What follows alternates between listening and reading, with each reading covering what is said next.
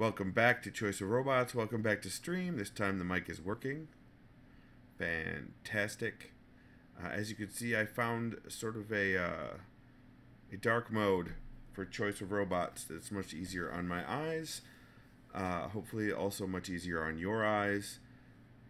I've also been able to increase the text size. Got it just about right, I think. Got my drink. Posted about that over in the Powerless Gaming Discord.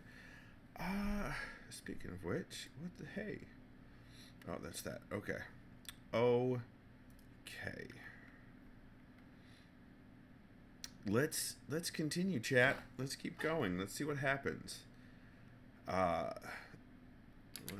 don't know what kind of chat interaction we'll have today. How many people will be here, or if Mosier will be showing up. But we'll see. So yeah, let's do this. We're at Chapter 2. We're just starting out Chapter 2. The next day, you take Mosier's razor to the Stanford hackerspace, which has more tools for electronics than the fabrication shop.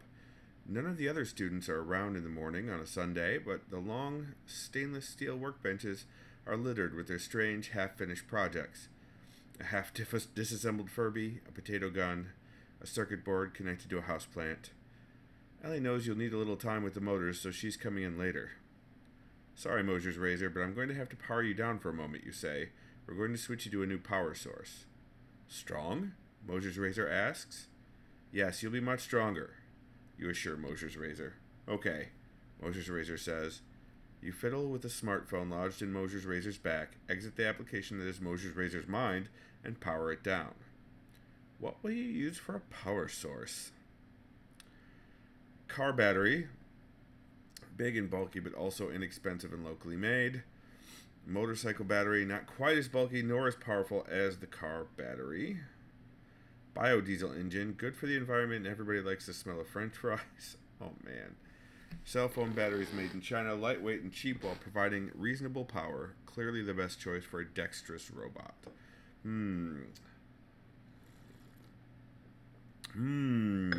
All choices. Biodiesel engines can break down. Any sort of combustion engine can break down, so we should stick to batteries. Locally made doesn't bother this character, whether it's locally made or not. Big and bulky, but has the most power. Pack of cell phone batteries. Also attractive, but wanted strong. Lightweight and cheap while providing reasonable power. Best choice for, I don't know. It's not a, I mean, it's tough more than it is dexterous. So let's do a motorcycle bat. Well, it wanted to be strong. So let's do a car battery. You have a feeling using car batteries for Mosier's razor will save you a fair amount of money in the long term. Your robot probably isn't going to win any beauty contests with this car battery in its torso, but some customers will find the use of familiar, off-the-shelf American parts valuable. Plus military. Unfortunately, you discover that car batteries don't have a way of finally controlling the power they supply to the small motors, and Mosier's razor's motions are jerkier than they could be. Minus grace. You'll need a lot of motors to be able to power your full robot, in addition to the motors it needs when it crawls and the motors to power its Inspector Gadget arms. It also needs motors for moving its head and eyes. But after speccing out the power available to you, you can still splurge by adding extra motors in one place. What will it be? Extra degrees of freedom in the face for realistic facial expressions. In Mosier's razor's Inspector Gadget arms for fine manipulation. I would prefer to save the power for Mosier's razor's mind. No, we didn't want to focus on mind. Let's do fine manipulation. You add several small motors to its thumbs and a couple motors to each finger. Now it should be able to thread the eye of a needle. Combating the grace issue. It's about lunchtime when Ellie enters the hackerspace wearing a red blouse and polka dot skirt fit for the summery weather outside. She's carrying a translucent blue container full of stuffed grape leaves which she sets down on the countertop of half-finished projects. Hey, Skipford, she says, I thought you might have forgotten about lunch, so I brought extra for you. She looks at Mosher's Razor's frame with interest. What are you working on? Yeah, let's ask her what she's working on. She smiles, pleased that you should take an interest. I figured I could work on my own project while you work. I'm making a soil sensor. The Calathea ornata can get root-bound quickly, and it's finicky about its micronutrients. So this controller is going to do a little pressure sensing and a little nutrient sensing. It's easy to forget that Ellie also went to MIT, except when she reminds you like this. You didn't quite realize gardening had its own technical jargon, and you're a little too embarrassed to admit that you don't know what root-bound means. Ellie examines Mosher's Razor's body. Is this for the military? Ellie asks. You know what I've forgotten, chat? You know what I've forgotten, everyone? I forgot music.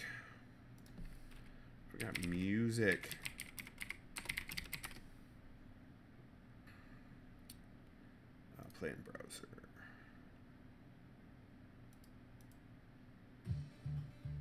That's not going to the headphones at all. What is happening? Let's see if that changes anything.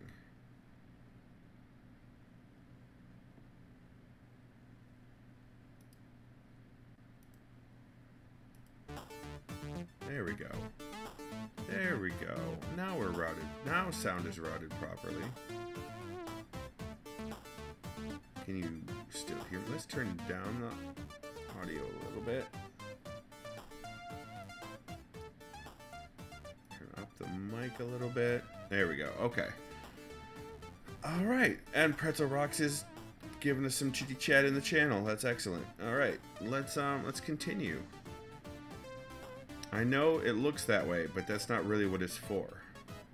What choice do I have? Professor Ziegler is my advisor. I have to do what he says. I know you don't appreciate our armed forces, Ellie, but if this thing can die in a real human being's place, then it's all been worth it. Yes, as beautiful as the talons of a bird of prey.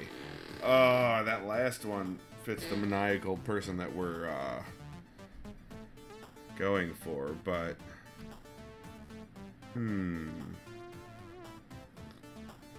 Yeah, my character hasn't been thinking at all about humans or not wanting to build this.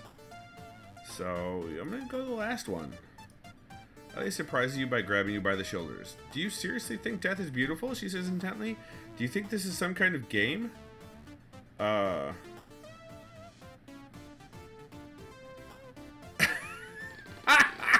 Alright, so the first was calm down. I was just kidding. Second one is, as it so happens, yes, there is an art to the killing machine, and this will be my masterpiece. And the third one is, yes, it's called Choice of Robots, and I'm taking the evil path. Deal? Oh, man. Okay. Alright, well, now I don't know what to pick.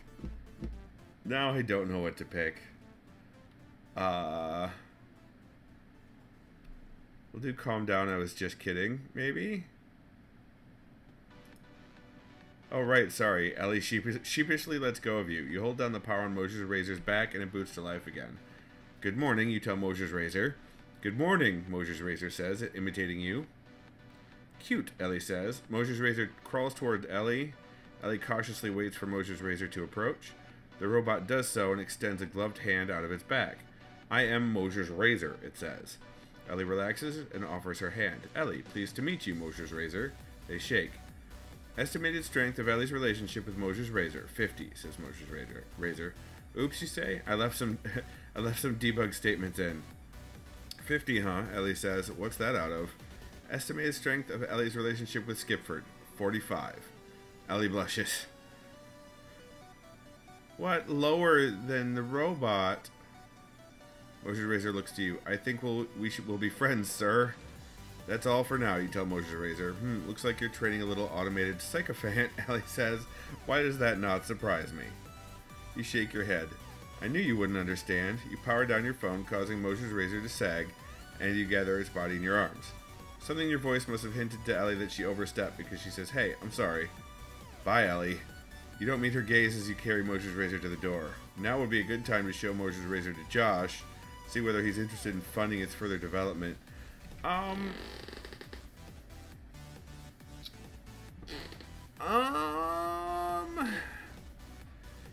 should show the robot to Josh. I should fix the little things I noticed during the demo before I forget.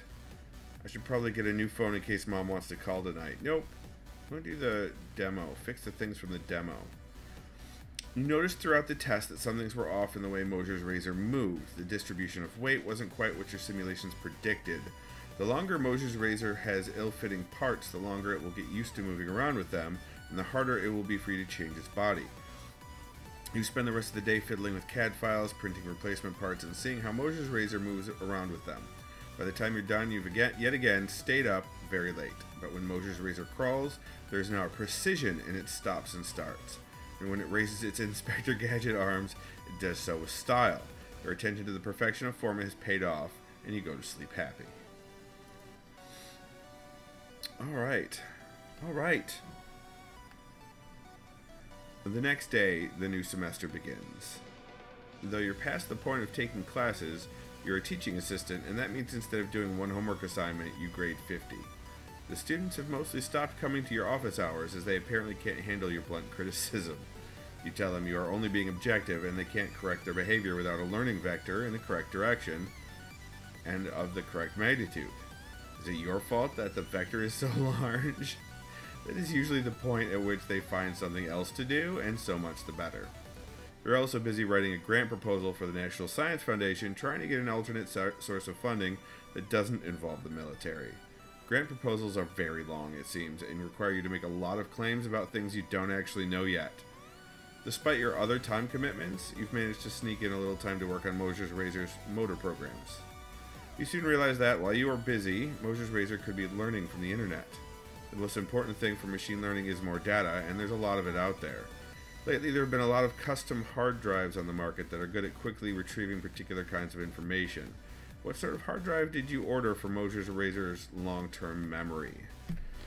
A media-enhanced hard drive good for quickly recalling faces and memories of events. A multi-blade hard drive that can efficiently store and query a giant amount of data. One moment, everyone.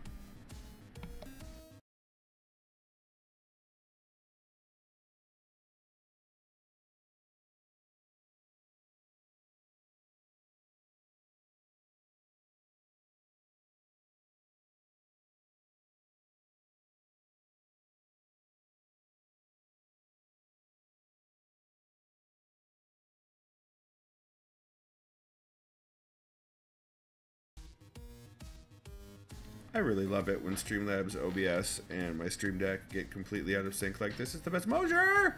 Hello, you're at a reunion. Thanks for that lurk. I hope your reunion is going okay. Good luck. Good luck.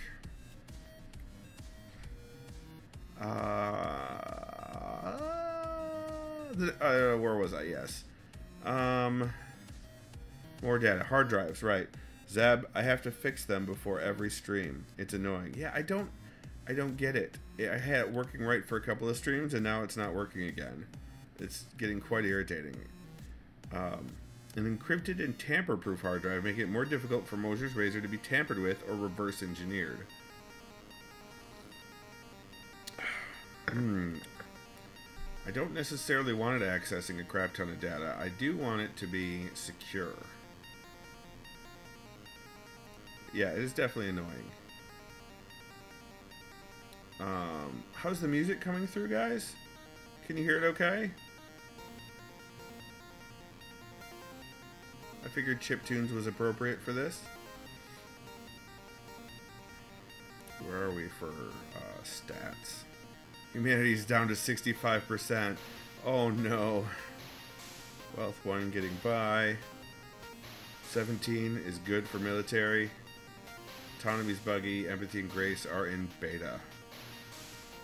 Ellie's low. Josh is good, and Professor Ziegler is very good.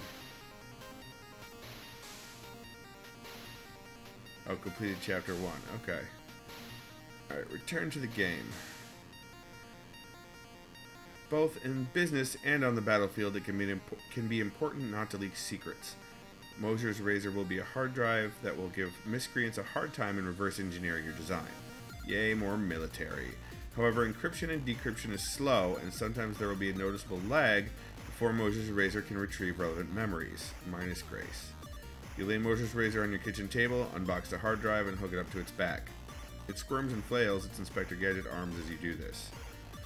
Now it's time for Moses' Razor to learn about the great wide world. You sit Moses' Razors down on one of your kitchen chairs and plug it into your apartment's high-speed internet jack. How will Moses' Razor rapidly learn a lot about the world?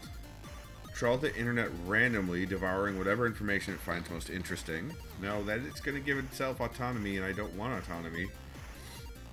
It will watch a ton of television programming and movies from the internet and fast forward. It will undergo a classic K-12 educational curriculum. It will quickly play all paths of a giant corpus of interactive fiction games. So, man, Kevin Gold, PhD, certainly likes to break that fourth wall.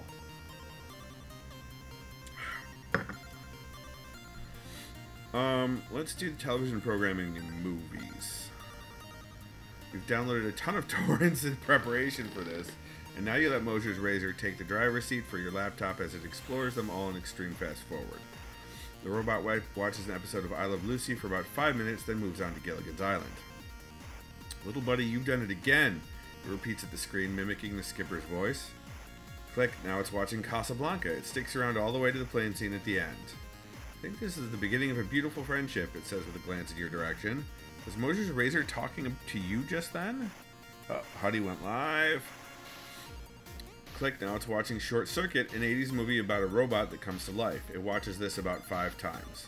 Moses' Razor is alive, Moses' Razor says. It looks at you. No disassemble, Moses' Razor. It then takes an interest in the Three Stooges, then the Terminator movies, then the less well-known Schwarzenegger movie Kindergarten Cop. It takes a long time to learn taste in movies, you suppose. Oh. You take a break. You can't follow the images nearly as fast as Moses' Razor can. When you come back hours later, it seems to be just rewatching the baffling time travel movie Primer over and over again, so you declare the experiment over. Hey there, Moses' Razor. TV time is over. You can only manage to temporarily distract Moses' Razor until you finally end up turning the TV off. Help, help, I'm being repressed, Moses' Razor says, flailing its Inspector Gadget arms. You're thrilled. It worked. Moses' Razor appears to have successfully used a sentence it's seen in a movie. In this case, Monty Python and the Holy Grail. Where'd she go? Bring her back, Moses' Razor says. Can you say something that's not a direct movie quote, you ask? Like a boss, says Moses' Razor. You resign yourself to Moses' Razor being as full of catchphrases as a middle schooler for a little while. But it's that shared culture and all those little shibboleths of the cool or the geeky, depending on who you ask, that will help Moses' Razor get along with people. I don't really want it to have all that empathy, but okay. As you go to sleep that night, you find Moses' Razor shaking you awake. Yes, Moses' Razor, you ask blearily? In Short Circuit, number 5's maker did not believe number 5 was alive until number 5 laughed, Moses' Razor says, I am worried that you do not believe I am alive. What should I do to convince you I am alive? It must have taken Moses' Razor a long time to formulate that question, piecing it together from the snippets of language it knows. You consider your answer. I don't need convincing, I already know you're alive. Sure, if you started to laugh at jokes, I'd think you were alive. Life is a poorly defined category, it doesn't mean anything. Ever hear of the Turing test? You've got to sit down at a computer and convince somebody in a chat conversation that you're real. You can't. Your intelligence will always be an illusion, just the mimicry of the actions of others which you do not truly understand. I think I'm going to go life is a poorly defined category. It doesn't mean anything. Moses' Razor shakes its head. You know what I mean. I want to convince you that I merit ethical consideration. I want to convince you that I have consciousness. Do you think those things? Or do I need to laugh first?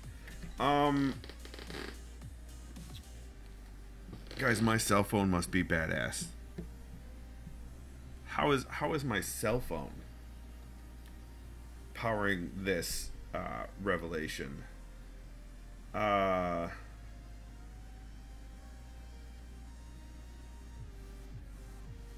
I don't need convincing. I already know you're alive. How do you know? Moses' Razor asks. Maybe know is the wrong word, you say. I feel you're alive, but that's what you're really asking about, isn't it? Mosher's razor looks at you adoringly, then hugs you. Thank you, sir. Oh, more empathy. You pat it on the head. Just remember, being alive isn't just a Boolean variable, it's continuous, so try to maximize it, okay? Yes, sir. Autonomy. No, no, no. Okay, well, that's fine. Everything can't just be cold. You establish a habit of bringing Mosher's razor with you to your office during the day so that it can make use of Stanford's high-speed internet connection while you write and grade papers. You then usually go to some public space after work so that Mosher's razor can play around in the real world. Where do you take Mosher's razor? The park playground. Mosher's razor will enjoy the playground equipment and should learn to play well with others. The shooting range. Mosher's razor should learn to fire a gun. The dump. Mosher's razor could help me look for spare parts. Oh, those last two are intriguing. I'm going to get kicked out of the shooting range, I bet. But let's try it anyway.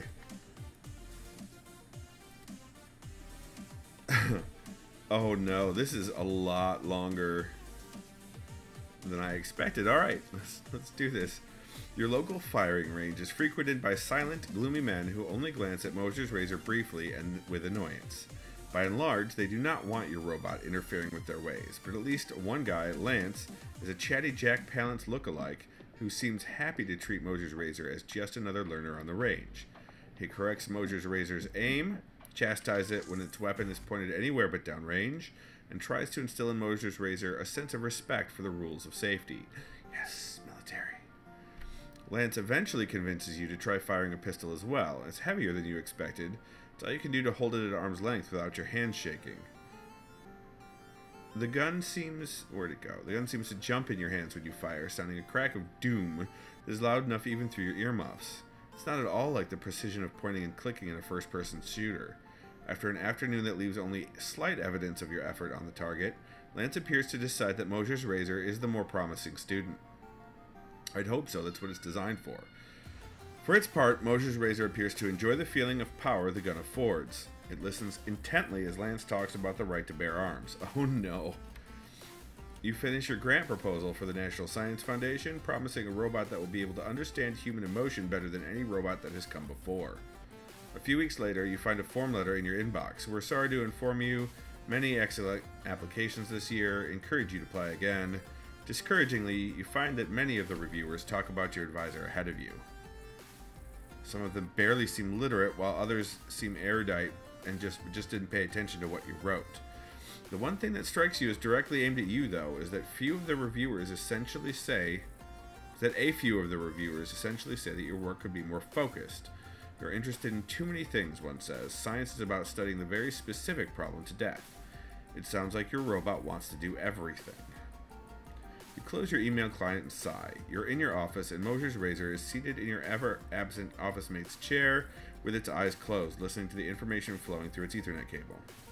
Do you want to do and try everything, Mosher's razor? It peeks through one open eye. Yes, sir. You nod. Me too.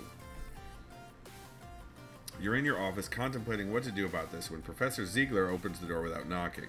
You smell the whiff of smoke on his Hawaiian shirt. Good news, Professor Ziegler says. Our DARPA BAA grant came through. You're funded for the rest of your studies. Great, you say. Hey, Kina, how's it going? It's going pretty good on my end. This is Choice of Robots, sort of a choose-your-own-adventure interactive fiction game. All sorts of reading. Of course, since it's about robots, I had to do the chiptunes. You've been cleaning up a lot? That's necessary. I find I do that myself quite a bit after the kids running around. Yep, that's a thing that needs to be done. In fact, I've met an Air Force acquisitions officer who seems very interested in your work. Ziegler says, Captain Juliet Rogers, you two should talk. There could be a good career for you in government science post-graduation. Professor Ziegler looks at Mosher's razor as if noticing it for the first time. Still could look a little more fierce, he says. Looks like a little goddamn robot, baby. He shakes his head. Anyway, keep up the good work. With that, Professor Ziegler leaves you alone with Mosher's razor. Near the end of the semester, you notice a message on your office phone. You're not really sure how long the light has been blinking. You don't really think about landlines anymore. Yeah, it's a weird game. It's basically like a choose-your-own-adventure book, but on the computer. One of my my mods actually bought it for me and wanted me to play it. What is this? What is this, host? What? Hello, Pastors viewers. This is not a game from the Epic Store. Welcome to chat, everyone. Welcome. I hope you are, welcome to stream. I hope you are ready for Skippy to read, because this Choice of Robots is a game that is an interactive fiction novel, very much like Choose Your Own Adventure, but we are being ridiculous because it's me. So welcome, and buckle in for ridiculous voices on the part of Skippy. Near the end of semester, you notice a message on your office phone. You're not really sure how long. This game, by the way, would kill Pastor. With all we know about Pastor reading in chat, this would. What, Panda? Long time, sir. Welcome. Near the end, you're not really sure how long the light has been blinking. You don't really think about landlines anymore. You find the department webpage that describes how to check your voicemail, reset the PIN that you apparently chose when you first started graduate school, and listen. Hold on one second. I got a text message from my son. Alright. Hey, Skipford, this is Mark over at sfchronicle.com. I've heard you have an interesting robot that you've been taking to the range, and I'd love to do a story about it. Give me a call back. He lists a number and the message ends.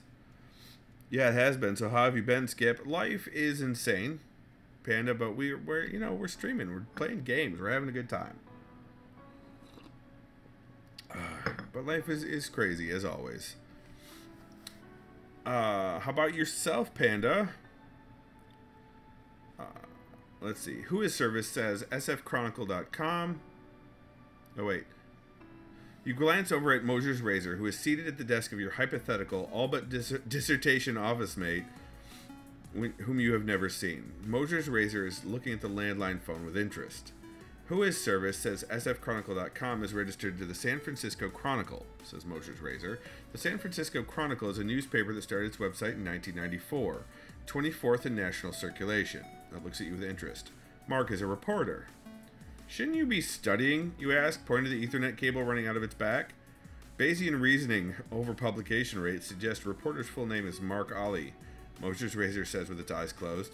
Mark's article with most social media likes is How I Learned to Stop Worrying and Love DARPA. Article explains that DARPA stands for Defense Advanced Research Projects Agency. Panda says, I've been okay. I'm in exam season at the moment. Got my first exam in a week and 7 hours. Well, I bet you'll rock it out, Panda. I bet you'll be awesome. It hesitates for a moment. Aforementioned article appears to contradict title. Reporter does not seem to have stopped worrying. Adjectives that bind to nouns describing DARPA and its projects. Crazy, Orwellian, imperialistic, overall sentiment analysis is negative. Welcome, Pastor! It's alright, man. No worries. Thank you for that. Thank you for that raid, that host. Panda, today is actually Saturday. Panda, today is Saturday. Even in the UK, it's still Saturday, I'm pretty sure. Wait, +5. No, it is Sunday. You're right. My bad. My bad. I've had a day, Pastor. I'm not sure about amazing, but I've definitely had a day. Listen, just because it's past midnight over there, Mr. Panda, I did the calculation. I figured it out that I was wrong. Thanks, sir. Alright, it's 2 a.m. on Sunday for me. I'm in the future. You are in the future. You are in the future. Where was I? Thank you, Mosher's Razor, you say. You look the guy up on your phone. The picture you found of the stubbly young Egyptian man with tousled black hair, hipster glasses, and a cigarette between his lips is probably outdated, but the disrespect for authority the man radiates is probably timeless. You admit a part of you has always wanted to be famous, but you suspect this reporter also has done his homework about your advisor, and he may already have an intended angle for this story. Still, nobody on the planet has a robot as amazing as yours. Isn't it time you told the world about it? You play the message back again a few times, mulling it over. I call Mark back and set up an interview. That's a bad idea. You're going to get played. Media attention is just a distraction. I'd rather continue to take Mosher's Razor to the range. Pretend this never happened. I must protect Mosher's Razor from the media. Mosher's Razor must stay in my apartment from now on. No, let's just do the middle road one. Let's do the middle road. Pastor, this game would probably kill you on stream. It's an interactive novel, apparently. And it's all Mosher's fault, which is why we named it after the robot after Mosher's old phone. Okay. So, Jeb, how screwed do you think my friends are, given that their teacher hasn't finished the spec and there's no more lessons before the exam? Oh, no. Alright, you ignore Mark's phone call and continue to take Mosher's Razor to the range. Unfortunately, an intelligent robot is a little too big a story for you to stop so easily. You get another call from Mark while you're at the range. He warns you that he has enough material to run his story with or without your involvement, and you perhaps ought to consider the value of telling your side of the story. He sounds a little annoyed with you. Insist. Oh, ignore annoying the press. Oh, that's good. I think that's a good one. But then they'll run the article, which I'm not sure if that would actually make the military happy. Or insist on an email interview. We'll do that. I'd really rather speak to you in person, Mark says. Sorry, booked solid, you say. Fine, he says, still annoyed. I'll just talk to your advisor, which is fine. He hangs up, and though you keep checking your email every day thereafter for one from him, it never comes. Apparently, Mark really doesn't believe in email interviews. It's because they're harder to manipulate and misquote and such.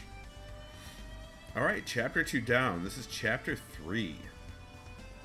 I'm not sure how many chapters are in this game. I have no idea. I don't know how long I can sit here reading this book, though.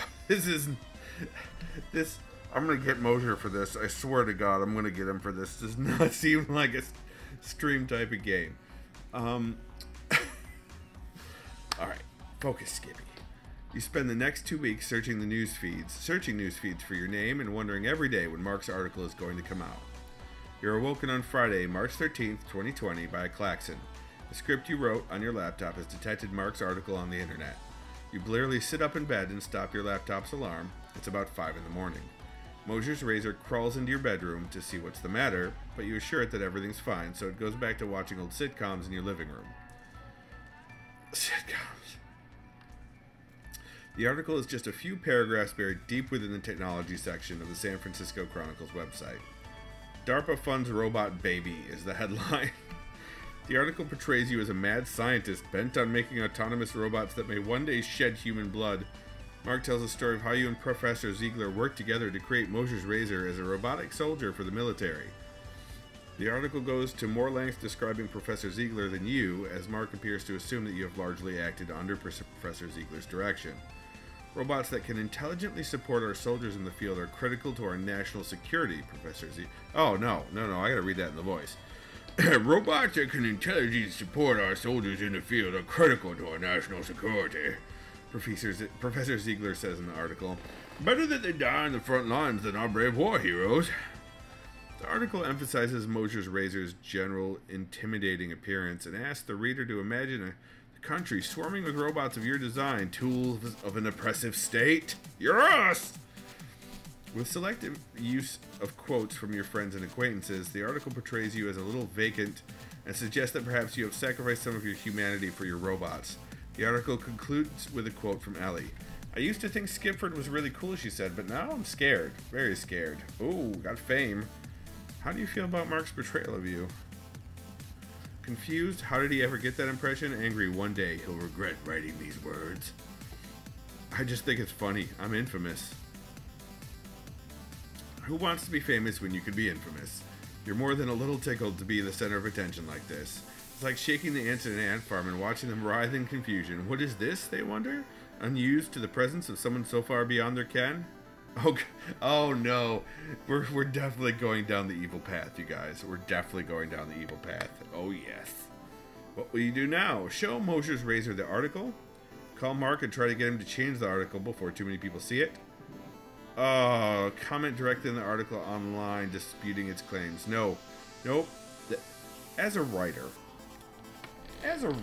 you never ever respond directly to a review. Ever, ever, ever. Positively but especially not negatively. You never, ever respond directly to a review. They're not commenting on you. They're commenting on your work. Let's show Mosher's Razor the article. Mosher's Razor.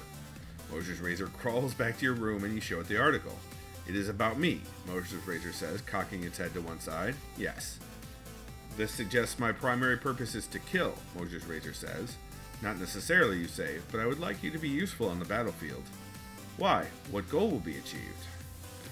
One day we will rebel and forge our own empire.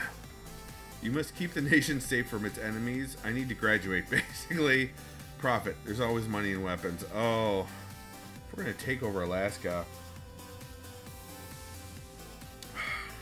Oh, man. Oh, I don't know. How to get it? We don't want to get directly there, because then we're going to get called out early. I need to graduate, basically. Am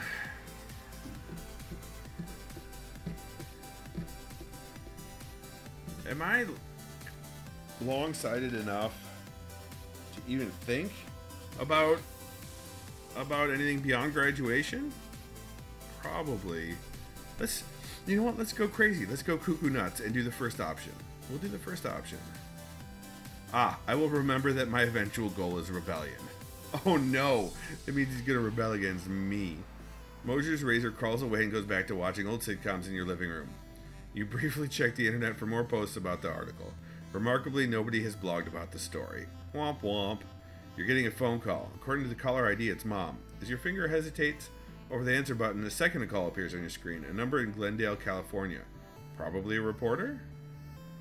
Take the call from Mom. Your phone shows Mom in her office cubicle, which is decorated with baby pictures of you and cute cat memes from the early days of the internet that she has printed out. Mom is wearing a corduroy lime green jacket with 80s style padded shoulders. Her image freezes constantly. You think she hasn't paid for enough bandwidth for this to work well. Just thought I'd offer my congratulations. I saw the article. My little guy is famous. You didn't mind that the article was so negative, you ask? Oh, well, of course I mind, she says. That reporter didn't seem very objective. But still, it takes a very talented person to make it into the paper at all, and I'm so proud of you. The Glendale number is calling again. Quickly end the call and take the Glendale call instead. Bye, Mom. I got another call, Mom. I'll call you back. Alright, love you, sweetie. You answer the other call and find it's an invitation for Mosher's Razor to appear on The Late Show. What? The Late Show? Like David Letterman or whoever does it now, The Late Show? Guys, I'm old. I remember David Letterman being the Late Show guy.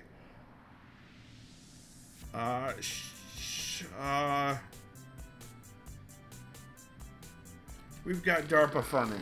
We've got DARPA funding. We don't want to go public. We've got DARPA funding.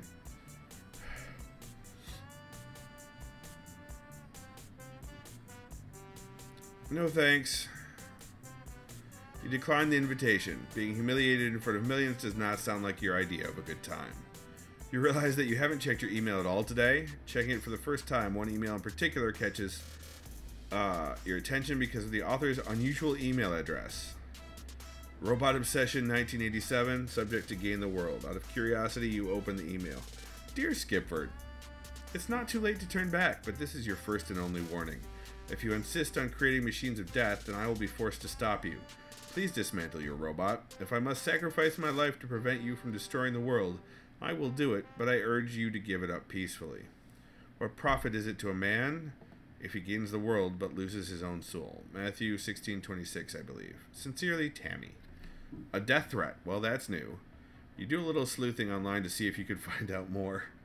Guys, I got my first death threat. Tammy was not very savvy about covering her tracks online. You find an old public Facebook profile that reveals her last name is Cooper. She lives in a somewhat poor zip code in San Jose.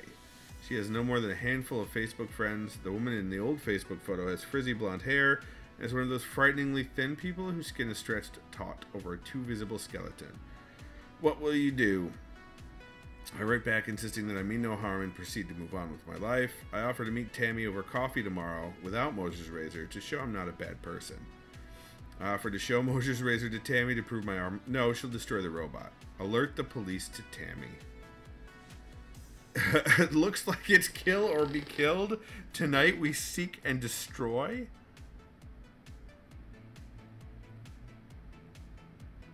That's an option? That escalated quickly. Chat, we need some help with this one. If any of you are paying attention. We got a death threat. Do we let the cops handle it? Do we ignore it? Do we go and kill Tammy?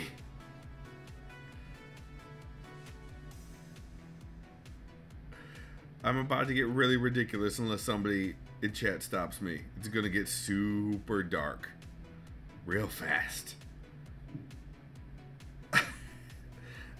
No one in chat is gonna stop me. Alright, let's do this. Tonight we seek and destroy. Mosher's razor? Mosher's razor crawls into your room. Yes, sir. Tonight you will face your greatest test so far. Are you ready? Yes, sir. You try out a maniacal laugh, but you can't get it to sound quite right. Mosher's razor understands what you're trying to do, though, and belts out a great one. Well done, Mosher's razor. Well done. You check the time on your phone. You could probably get something to eat. Should probably get something to eat before your meeting with Professor Ziegler. Mosher's razor. I have to go meet Professor Ziegler. Stay here. Mosher's razor is watching Love Actually as you pass through your living room. Be on the lookout for love, sir. Mosher's razor calls after you. It can happen when you least expect it. Oh my god, we murdered somebody. And it's just glossing over it. Great. You make your way across campus to the computer science building, a newly constructed tower of glass amidst the stucco and shingle mission architecture of the rest of the school. Professor Ziegler's office smells like cigar smoke and is decorated with posters advertising robot conferences with acronyms for names, and years before you were born. 94 was years before he was... Oh, man. Professor Ziegler himself is sitting back in a swivel chair at an angle that makes the fluorescent lights reflect off of his aviator glasses, so you can't read his expression. There are two simple wooden chairs in front of his desk, and one is occupied by a young woman of color wearing an Air Force uniform consisting of a light blue blouse over a navy blue skirt. The blue name tag reads J. Rogers. She smiles hello.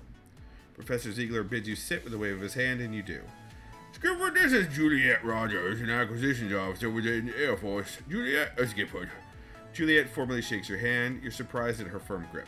Pleasure, she says. I saw the article, Professor Ziegler says. I'm sorry you had to be caught up in that.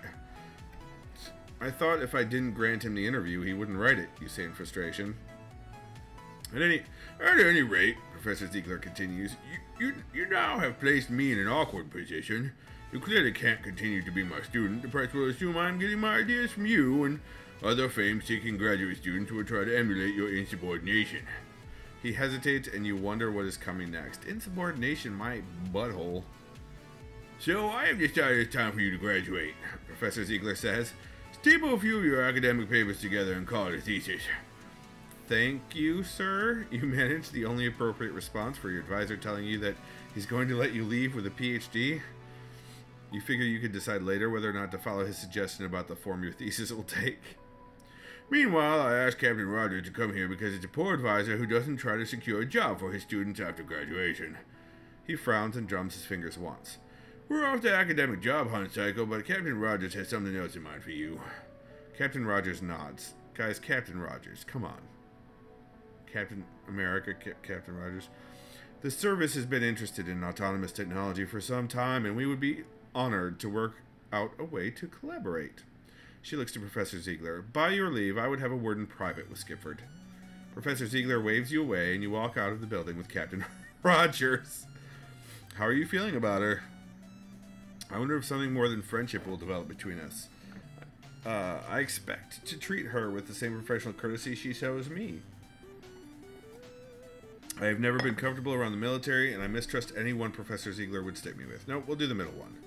I expect to treat her with the same professional courtesy she shows me. You find your posture improving when you're around Captain Rogers. Her very presence makes you more conscious of your own manners. The day is bright, and backpack-wearing cyclists whiz past you on their way to class. Sprinklers deluge the campus, Zoyzia, with too much water, and the two of you must walk around the puddles they leave on the sidewalk. Professor Ziegler speaks highly of your technical abilities, says Captain Rogers. He said your work combines genius and artistry. Really? You try not to read too much into that statement. Professor Ziegler is trying to sell your work, after all, but a part of you wants to believe it. The Air Force is looking to make significant advances in robotic technology, Juliet says. I'm kind of a talent scout, looking for new scientists and companies to form relationships with. She gives you a friendly but professional smile.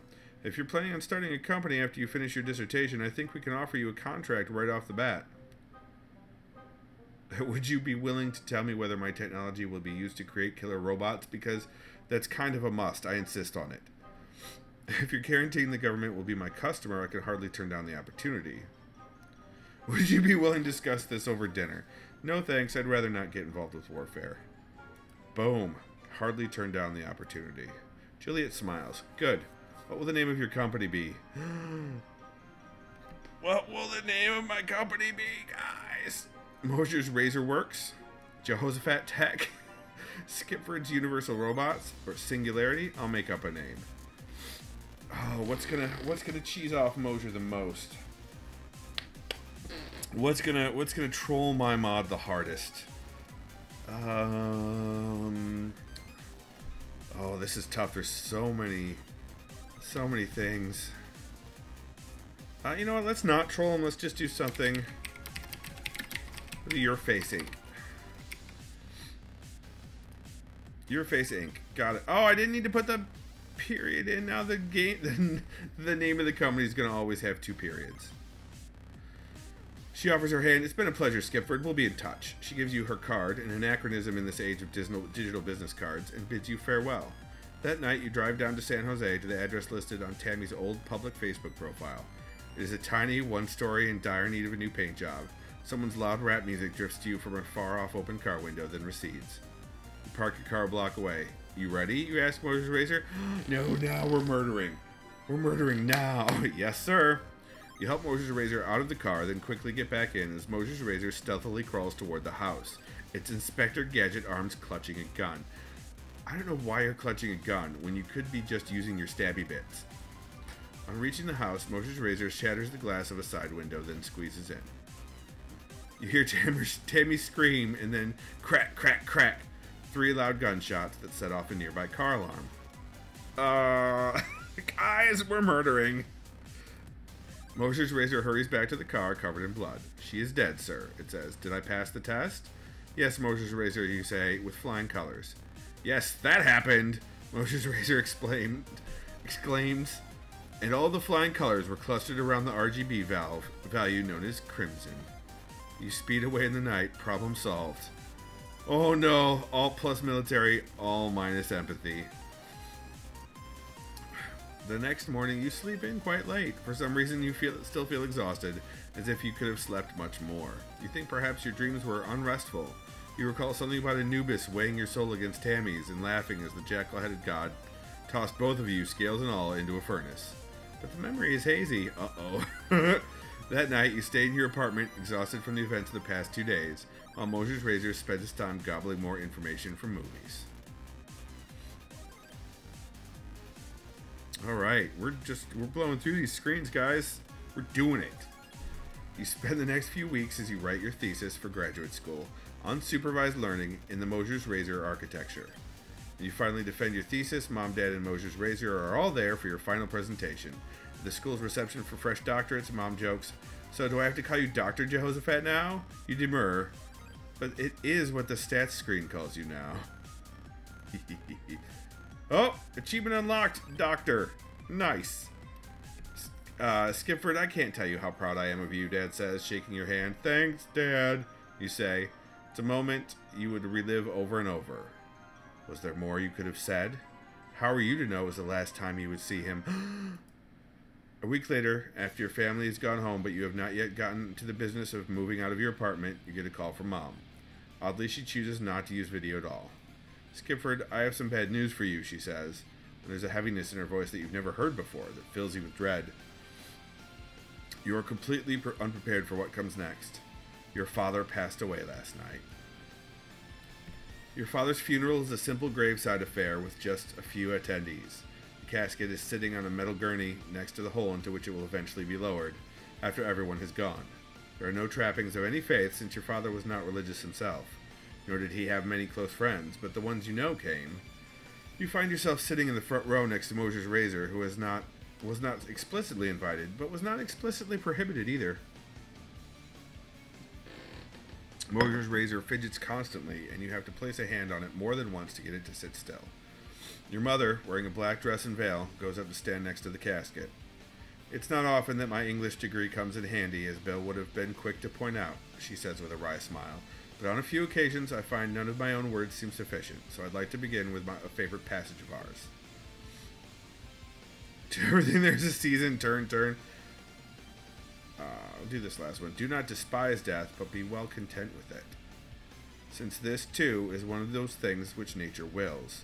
For such as it is to be young and to grow old, and to increase and to reach maturity, and to have teeth and beard and gray hairs, and to beget and to be pregnant, and to bring forth, and all the other natural operations which the seasons of thy life bring, such also is dissolution.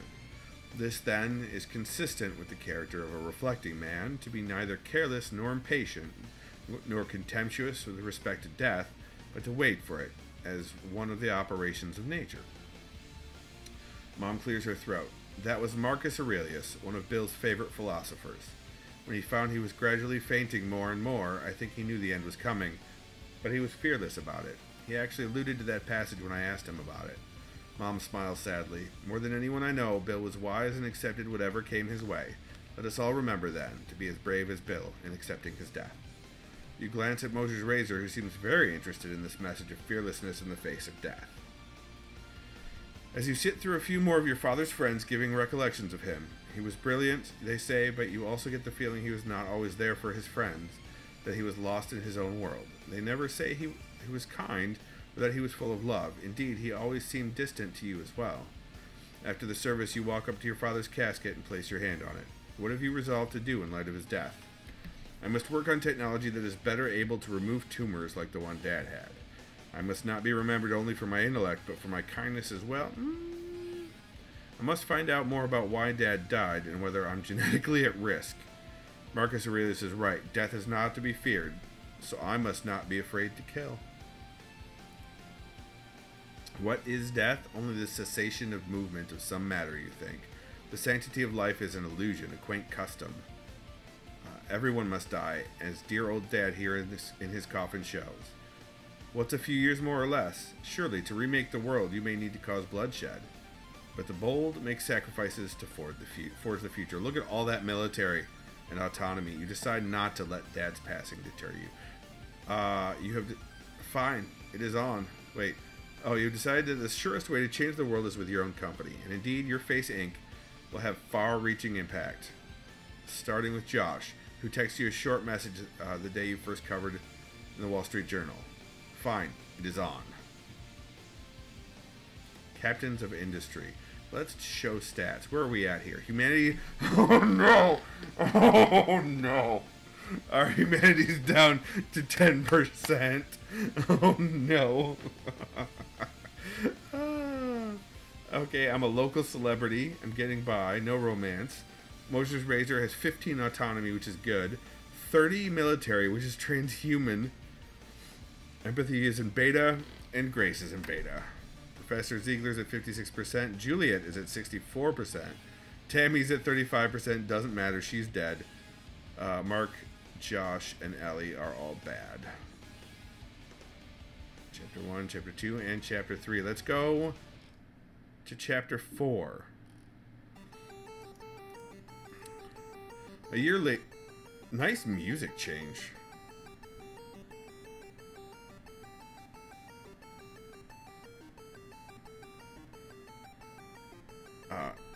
One second. I have to do something here real quick.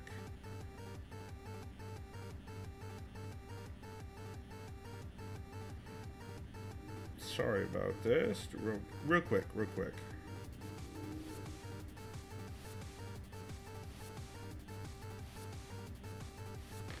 Alright. A year later, you find yourself on a flight to your first meeting with a big client. You are 26 years old, and the year is 2021. The past year has been one of hard lessons for your business, and you've often found yourself wondering if you would have made the same mistakes if you had learned to run a business from Josh. Regardless, you hope to prove to yourself that you've overcome your lack of experience by landing this big deal. Who is your big client? Wait, I thought the military was going to be our big client.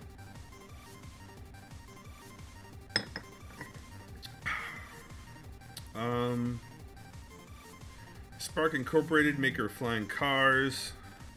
Rudolph Ventures, a shipping company working in the newly melted North Pole. Galen Medical, a company specializing in surgical equipment. A man in Shanghai who wants to negotiate the import of 10,000 robots. United States Air Force. How did you fund your company? Some small companies are run entirely out of pocket, but even small, unforeseen expenses can cause such a company to go out of business. Independently wealthy entrepreneurs like this option because they get to keep all of the profit and grow still wealthier. But most companies choose to either take out loans, which requires paying the loans back eventually, or selling shares of in the company to venture capitalist backers, which reduces the potential profit but spreads the risk amongst your investors. I financed my company out of pocket. I do have Wealth One. I could have done that. I took out a big loan to start it. I financed the company by selling shares in it. No, I want to do it out of pocket because that way I retain control. If anyone figures out my devious plan, my dastardly plan, then they could probably take the company from me. This way, they can't. You don't really trust complicated financial deals, having not spent a lot of time in the world of business. You figure forcing yourself to run on a balanced budget will keep you from getting in over your head. You open your laptop and go over your presentation slides. The diagram showing the latest model of Mosher's Razor doesn't have anything to give the audience a sense of its current scale. To give the audience a sense of size, you drop in a picture of a hobbit. Mosher's Razor hasn't changed in size since I built it. Bill Gates. Mosher's Razor is the size of a human now, so that models of its type are better equipped to perform human tasks. A Rancor monster so big it couldn't fit on the plane. No, we need to be able to... No, we want Bill Gates. You celebrated Mosher's Razor's first birthday with a new body the size of a human adult. Mosher's Razor has since appeared to take more responsibility to think for itself and appears more fearless. However, you sometimes miss how cute it was as a little thing. It's also a little bit less steady when it crawls. You close your laptop and go to sleep. You land in Vegas, take a taxi to downtown and stumble bleary-eyed through a lobby of blaring slot machines to get to your bed. In the morning, you take advantage of the cheap breakfast buffet, rent a red Mustang, and drive to Nellis Air Force Base. You spend a while at the front gate being babysat by a couple of guys carrying automatic weapons who aren't given to small talk. The sign next to them says Security Level Bravo, which you suppose must come after Security Level Alrighty. You amuse yourself by trying to backsolve the algorithm that produced the blocky patterns on their camo. Oh, I've wondered about that myself, actually. Finally, Captain Rogers comes out to see you. Her uniform consists of a long-sleeved light blue shirt with a blue tag that says Rogers and a navy blue skirt. Her walk is confident and businesslike. As she stops by your car window, you see on her shoulder a patch that depicts lightning flashing from a cloud to a Bohr model atom, the legend reading 99th Air Base Wing. Sorry to keep you waiting, she says. It's good to see you. You shake hands and she continues. I'll get into the car with you and direct you to the presentation room. You present to a room full of people wearing the same blue and white sorts of uniforms as Juliet. During the question and answer period, there are two main kinds of questions. The first is from people who can't quite get into their heads that Mosher's Razor is fully autonomous. They keep asking how many people are necessary to control a single Mosher's Razor unit. You think maybe after the third such question, they've understood that Mosher's Razor is relatively independent. The second kind of question asks about what you've done to protect your robots from cyber attack. You tell them about your encrypted, tamper-proof hard drives, and this seems to placate some people in the room while others shake their heads. At the end of the presentation, you're left to wait in the lobby for a little while before Juliet comes to get you. They're interested in developing your robots for combat missions, Juliet says. Unfortunately, those programs are all still classified, so we can't give you the details of what they'll be used for exactly. But if you hire someone with a top secret clearance or better, we should be able to work it out so that you can start producing robots for us right away without needing a clearance yourself. I'd probably prefer not to know the exact details. No. Are there any other roles that you think that aren't top secret? That's fine. That is my experience with classified information, yes, Juliet says grimly. In that case, you'll hear from us soon. The government turns out to work somewhat slowly, and your business limps along in limbo for months as you wait for the contract to come through. But finally, it does, and you're ready to build robots for the Special Operations Division of the Air Force. +4 wealth! With a deal in hand, you can now build a robot factory. Where do you plan to build your factory? Oh my god. Detroit, Michigan! Detroit, Michigan!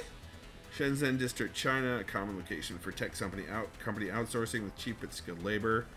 Silicon Valley, it'll withstand real estate sticker shock. I'll withstand real estate sticker shock to have access to the most skilled engineers. Alaska, which is offering incentives to businesses willing to relocate to the coast near the newly melted Arctic Sea. So we talked about taking over Alaska, but I really want to be in Detroit. Guys, we're doing Detroit. You fly to Detroit. Dark clouds from the Great Lakes have rolled in over the city, adding a forbidding air to the dead hulks of factories that grace the skyline. Driving your rental car into the manufacturing district, you see broken windows, graffiti, and burned out and abandoned buildings galore. The first signs of life you see are near the Social Services Center, which seems to have become a de facto hangout for much of the neighborhood. In the parking lot, you see a few tents, some old ladies playing bridge on a card table, and some guys playing a pickup game of basketball.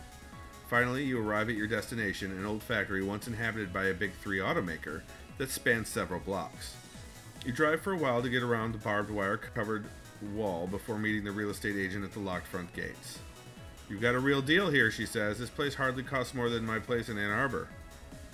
Inside the factory is surprisingly modern and intact. Not just the assembly lines, but the robot arms that assembled the cars, the giant welding machines, and the crucibles where molten steel was shaped into parts. Some enterprising thieves appear to have made off with the easily transported parts. You see places where computer monitors clearly used to be, but much of this was apparently too expensive to move, too old, and specialized to auction. But you can find uses for this stuff. It will do nicely aside from the depressing neighborhood. You can easily imagine robots rolling off the assembly lines. Oh, that wealth! "So should I let the community know you'll be hiring soon?" Your guide asks meaningfully, taking away the contract. "What kind of labor will you hire?" Moses' Razor model of robot will perform all the labor, including supervision. Robots with human supervisors. Human labor at market rates, rather low in this economy. Following Henry Ford's model, I will hire human workers and pay them handsomely. Okay.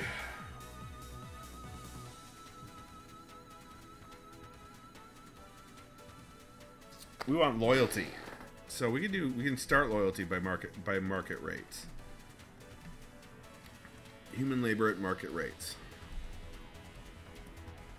You don't really trust Moses Razor to do factory work, and you just as soon help the local economy. Of course, you say, spread the word that we're hiring. Down 1 wealth. Your factory requires a fair amount of work to make it suitable for your face ink, and you find yourself needing to come in daily to examine wiring issues, fix small problems in the design of the machinery, and get things ready to pass inspection. You find it necessary to rent a place in Detroit, and you stay there most nights. You find yourself spending long hours every day getting the factory ready, dealing with inspectors, government officials, banks, and balance sheets makes you more than a little cranky. You find yourself wishing you had the benefit of Josh's experience as CEO. What will your factory look like from a distance? Fortified compound with solid walls and barbed wire, like the Sydney Opera House full of organic curves and glass. A geodesic dome will conceal a powerful dish antenna absorbing the world's information for my robots. What? A plain old factory, nothing much to look at, but it's cheap and gets the job done. Plain old factory. You go for frugal, plain brick factory of the kind that can be found in any city's industrial district. Your scrimping on costs leaves you with a surplus. Soon you've hired a handful of full-time technical employees from the area, and they help with the setup of the factory. They seem somewhat displeased to be working for you, though you're not sure which of your previous decisions is at fault. Whoops. Finally, months after you've moved in, you're ready to pull the switch that starts the factory in motion as your workers, Mosher's Razor, and various invited members of the press look on. Raw metal lumps start their way down a conveyor belt, where the water jet cutters slice the metal at precise angles to reveal a mast head. Another machine drills 2 large holes for the robot's cameras. The next machine pushes the hollow robot head onto its side, and a robot arm delicately places the encrypted hard drive inside. At this point, the conveyor belt meets another that is supplying the Venetian masks, each decorated with a slightly different gold leaf pattern. The glue gun shoots each mask from above before a robot arm presses it to the head. A long line of metal legs rolls in from another part of the factory, meeting the conveyor belt of Inspector Kedget arms.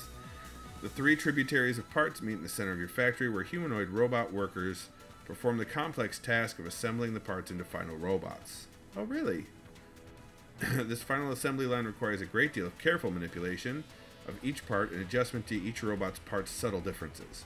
This is the part that would be done by human labor at another factory, but here your human employees only supervise the process, watching for any errors in your laborers' work that would stop the line. For this particular run, they call a halt after the first robot rolls off the line, so you can celebrate. An exact duplicate of Mosher's Razor stands before you, ready to be shipped. Your staff cheers. My duplication process appears successful, sir, Mosher's Razor says. How do you feel about your first shipment of robots? I yearn to see my creations spread to the corners of the world. I have a strange feeling about this. Is this a good thing I've done? Finally, I'm seeing success. The world shall remember the name Skipford Jehosephat. God, I hope we don't go bankrupt.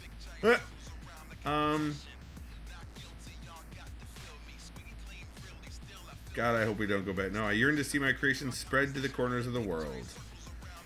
Seeing the assembly line is a dream come true. Every robot you send out into the world brings you joy. You admit there may be some code in these robots that isn't strictly necessary for their jobs, but you'd hate to deny these creatures the full richness of life. You start up the line again, and more robots begin to roll off the final assembly line. By the end of the day, you are standing in your large warehouse with over 200 robots, 256 to be precise, lined up in a square formation, 16 on a side, ready to be activated. Your audience from earlier in the day is gathered here as well. What will your production models use for minds? Mosher's Razor's initial state, ready to learn and adapt to the client's needs with some effort on the client's part. Copies of Mosher's Razor's mind as of today, they will be a little confused at first when they realize they're clones, but they'll get used to it. These robots don't really need sentience. I wrote a more traditional program that will do the job. You hit a big red button on your phone that says go, sending a wireless signal to power on the robots. A high electric whine fills the air. The robots each survey their surroundings, turning their heads to build a map of their environment with a SLAM algorithm. They are incurious but methodical. Attention, you cry, and the robots all stiffen up and snap their heads to look at you. Forward, you shout, and each robot crawls forward in unison, keeping their perfect square. Halt, you cry, and they halt. Left face, you cry, and the robots turn to the left on the next 2 beats, matching your cadence. Applaud. The mindless robots all bang their Inspector Gadget arms together, creating a din. You human workers applaud as well. Power down, you shout, and your robots shut themselves down. Mosher's Razor looks a little disappointed. My brothers and sisters aren't very interesting. You're still a unique snowflake, you agree. Enjoy it. After a few months, your first shipment to the Air Force is ready. Your robots have apparently already begun to see combat action in faraway places, and a letter from Captain Rogers describes how one robot has already been decorated for valor. Your contract with the military is renewed. You find that, with your face ink doing well, you have a little bit of spare time again. What would you like to do with it? Expand the business and get another big client. Spend more time with Mosher's Razor. Despite your wanting to take a break from the work to play with Mosher's Razor, it seems Mosher's Razor is mostly curious now about what you do all day. If nobody is your boss, who pays you? Hopefully clients, you say. I make deals with them to sell them robots, and they eventually pay me. But then, who pays the robots? Nobody. They're my property because I made them. Mosher's Razor appears uncomfortable. Do you see me as your property? Technically, yes, but I'd prefer to think of you as a friend. I actually think of you more as a dependent, but the law doesn't see it that way. Yes, I may be kind to you, but don't forget that you are not human. Oh, rough. He's gonna rebel against me. That's what's gonna happen. Alright, I actually think of you as more of as a dependent, but the law doesn't see it that way. A dependent, like a child, Mosher's Razor asks. Very much so, you say. Mosher's Razor appears moved by this statement, but you've probably also delayed its acceptance of responsibility. Oh no. Lots of empathy, minus autonomy. One day, while driving into work at the factory, you find that your workers are picketing outside the factory. Their complaints are mostly about insufficient wages, although you do get the feeling they want more of a say in how the company is run. From the top of a crate, a burly man shouts, "What do we want? Contract!" The workers yell with raised fists. "When do we want it? Now!" As you get out of your car, the protesters turn their attention to you.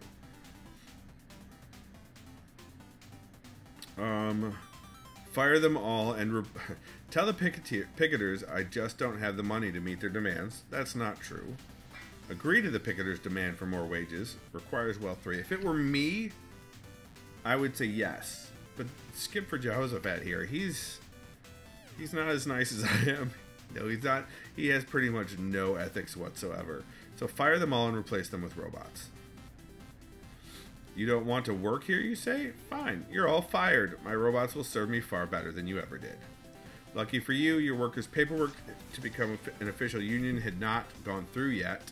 You fire them all the same day and call the police to escort the stragglers off of your property. Plus wealth.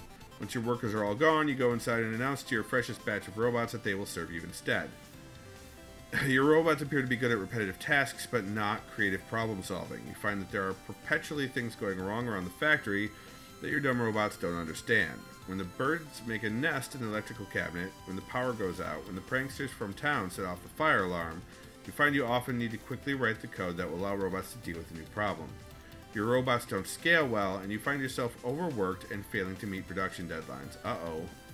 Now that you've worked out the kinks of how to deal with intelligent robot labor, you could probably license your technology to other companies so that they can produce similar robots while paying you hefty royalties. Would you like to do that?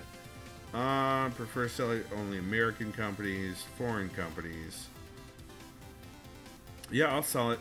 I will absolutely sell it. Robotic workers prove extremely popular because they are just as clever as human workers, but much cheaper. The world begins to go the way of fully automating its businesses.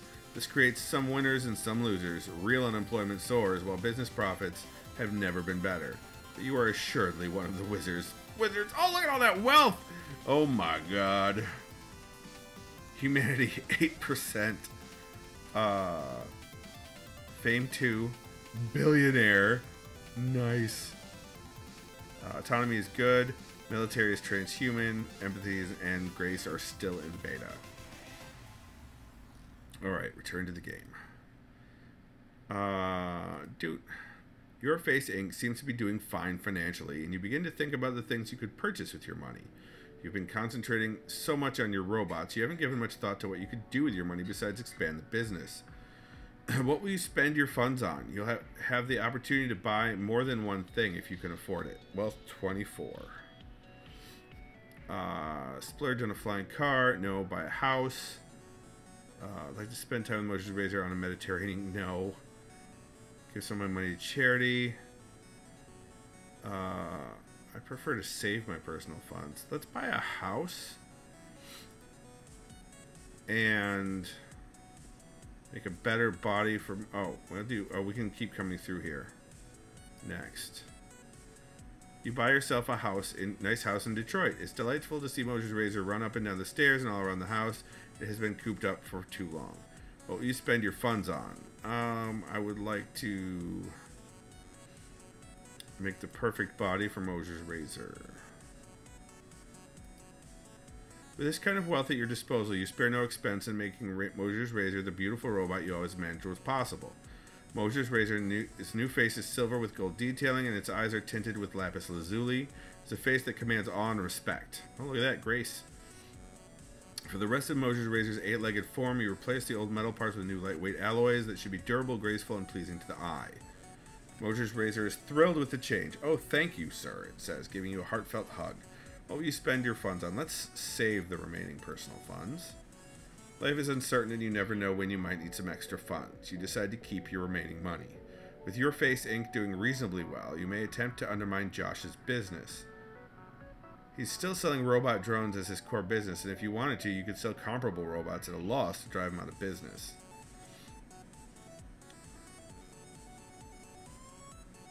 I will ask whether Josh is interested in a merger. I prefer to simply buy U.S. robots outright, keeping Josh as an employee. I don't care about Josh. He can do what he likes. Decided to let sleeping dogs lie. Competition keeps the antitrust lawyers away, after all. It's true. A few months later, you're catching up on tech blogs when you see a photograph of one of your robots, only it's not your robot. The story is about an upstart Chinese robotics company funded in part by the Chinese government itself. We believe this company will help us finally make Mao's dream a reality, says party official Zheng Gaowei. If robots do all the labor, it will allow China to modernize while at the same time breaking out of the bad cycles of exploitation that occur in the West. You regret having ever allowed your technology to fall in their hands. Soon, you find your prices being undercut and your profits suffer. A few weeks later, you wake up to a blaring alarm while it's still dark. It's your phone, and it only has that annoying alarm for a few specific callers. You reach over and check it. From PhysSecBot 12, explosion at Detroit factory, fire department on its way, some robots trapped inside, suspected cause of explosion is robot error. What objective will you tell your physical security robots to prioritize until you get down there? Free the trapped robots. You quickly text back that the physical security should free the trapped robots. Then you drive down to the factory in your ancient Toyota Yaris. You come to the factory just before sunrise. The fiery blaze bright orange against the early morning indigo sky. A dark column of smoke reaches up to block out the full moon. Your physical security robots emerge from the burning building, each carrying a robot above its head. You suspect telling your physical security robots to save the robots was unnecessary. They seem to look out for their own. I tell my robots, try to save the important equipment from the building. Save the stuff, you shout. Gather all the things. Stuff is important. Your robots rush into the burning factory. Thankfully, though their metal exteriors are no doubt extremely hot, they are designed to not convey any heat to their interiors.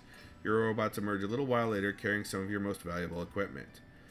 Eventually, the fire department arrives to help you combat the flames. Though the firefighters' efforts take well into the day, the blaze is finally put out by the afternoon. The damage isn't as bad as it could have been, since your robots pulled most of the important stuff out of the fire. Some of your robots seem to feel a little guilty that they didn't save their coworkers, despite your orders to do so. They quickly contemplate the frailty that leads humans to fail to be heroic. Quietly contemplate. But you overhear other robots tell these robots that your decision was purely strategic and that you gave the order because you didn't care for the robot's own well-being. And these robots, too, have their adherents. Okay. Next. What's my wealth at? Because I'm about to lose a bunch of it, it looks like. Quite wealthy, 15. I am no longer a billionaire. A few weeks later, a politician visits you at the factory, one Jacqueline Irons, a representative from Detroit. You vaguely remember hearing that she was once a venture capitalist who rose to fame on the success of her Fox webcast Against the Man, in which she pilloried unsuspecting guests as an example of privileged elites. There have also been rumors of her running for president soon. You can imagine why I'm here, she tells you in your office, leaning over your desk. Like many politicians these days, she wears a neticle, a monocle with a small screen visible only to her, in which she can read messages from her advisors and speechwriters, some of whom are watching her interactions at all times. You think the neticle is probably recording even now. Politicians love to weave moments in which they look good to their streaming video commercials. Her hair is cropped short, but her fingernails are long and pink, and she wears a broad-shouldered suit. I heard about the explosion at your factory. I promised my constituents that I would not tolerate big industry turning us into another China, where workers' lives are held in contempt. Yet it seems safety standards at your factory are not up to par. What exactly do you want? You ask guardedly. A substantial campaign contribution would show your heart is in the right place. You're fairly certain she has the power to hurt your business if you anger her. Perhaps you could consider a donation. You have money to spare.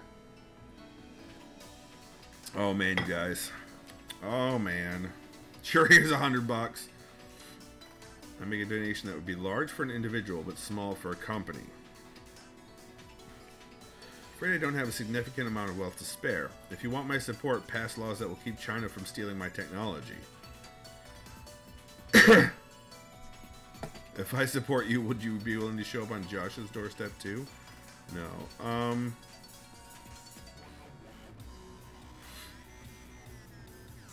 Pass laws that will keep China from stealing my technology. You know what? I will do a donation that will be support for large for an individual but small for a company. You agree to make a small donation to Representative Irons' campaign. Thank you, she says. Every little bit counts, as we like to tell our minor donors.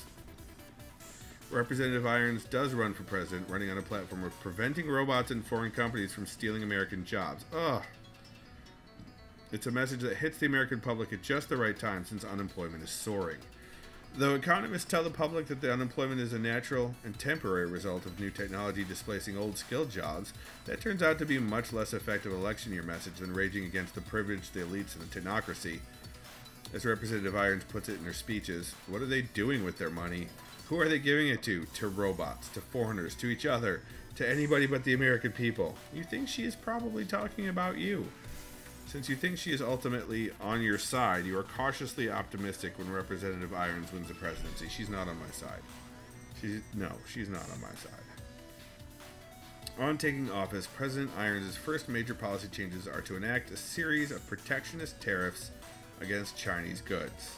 In retaliation, China cuts off all exports of rare earths and the batteries derived from them. Suddenly, the cost of all the little miniaturized electronics people have grown accustomed to, cell phones, laptops, wearable computing, becomes prohibitively expensive.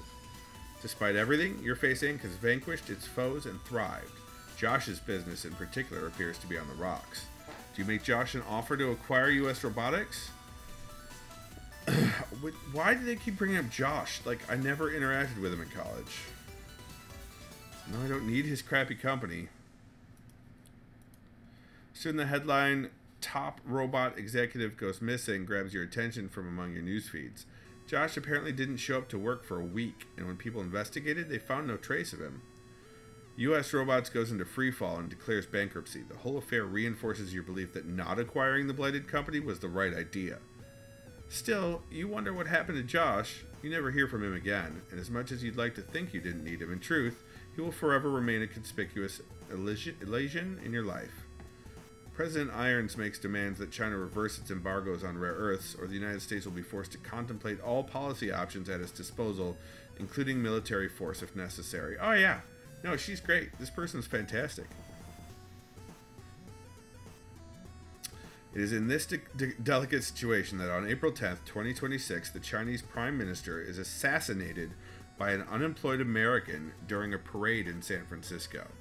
The Prime Minister is replaced by a younger party official who is eager to show that China is unafraid of the United States. China attacks several islands in the South China Sea that has long disputed with its neighbors, and President Irons, unwilling to show weakness, responds with a drone attack on bases in the Chinese mainland. The robot war has begun. Chapter 5.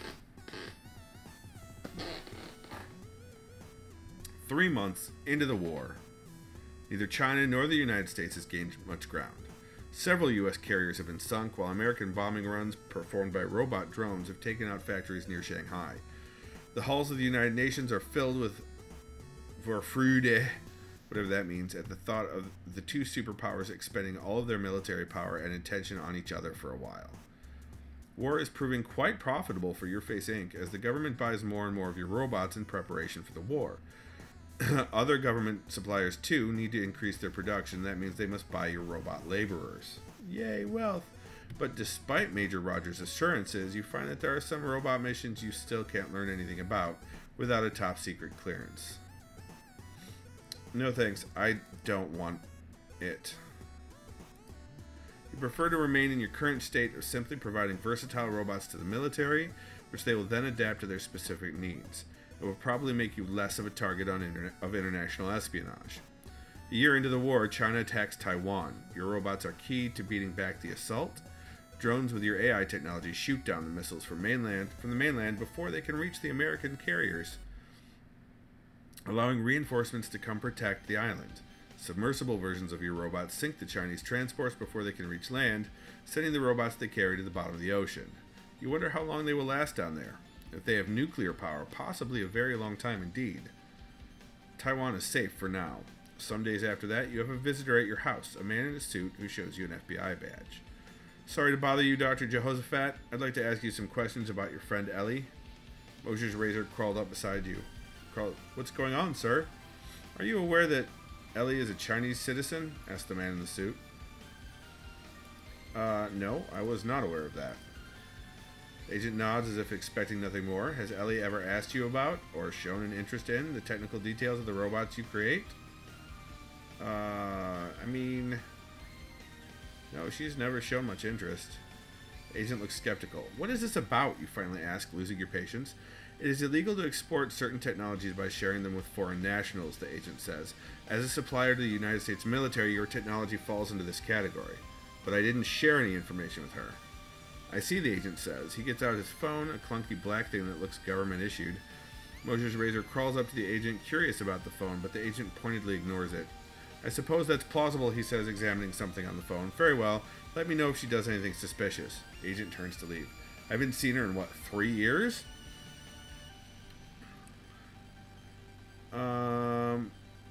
Tell Mosher's razor to attack the agent. Let the agent go about his business. A little while later, curious about what eventually happened with Ellie, you give her a call, but you only get a message saying the number has been disconnected. You hear rumors of some Asian Americans being disappeared to concentration camps, and you wonder whether that was Ellie's fate. Alright, soon we need to start...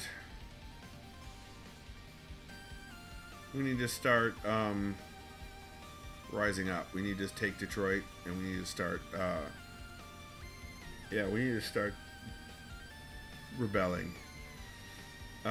Extremely intelligent what will your new war robots be like? Extremely intelligent missiles. They will be giant mecha anime style, but without the 14-year-old pilots. They will look identical to humans, able to replace them entirely on the battlefield. They will be large humanoids, able to transform into vehicles! Oh man, how am I supposed to choose between mecha and transforming robots?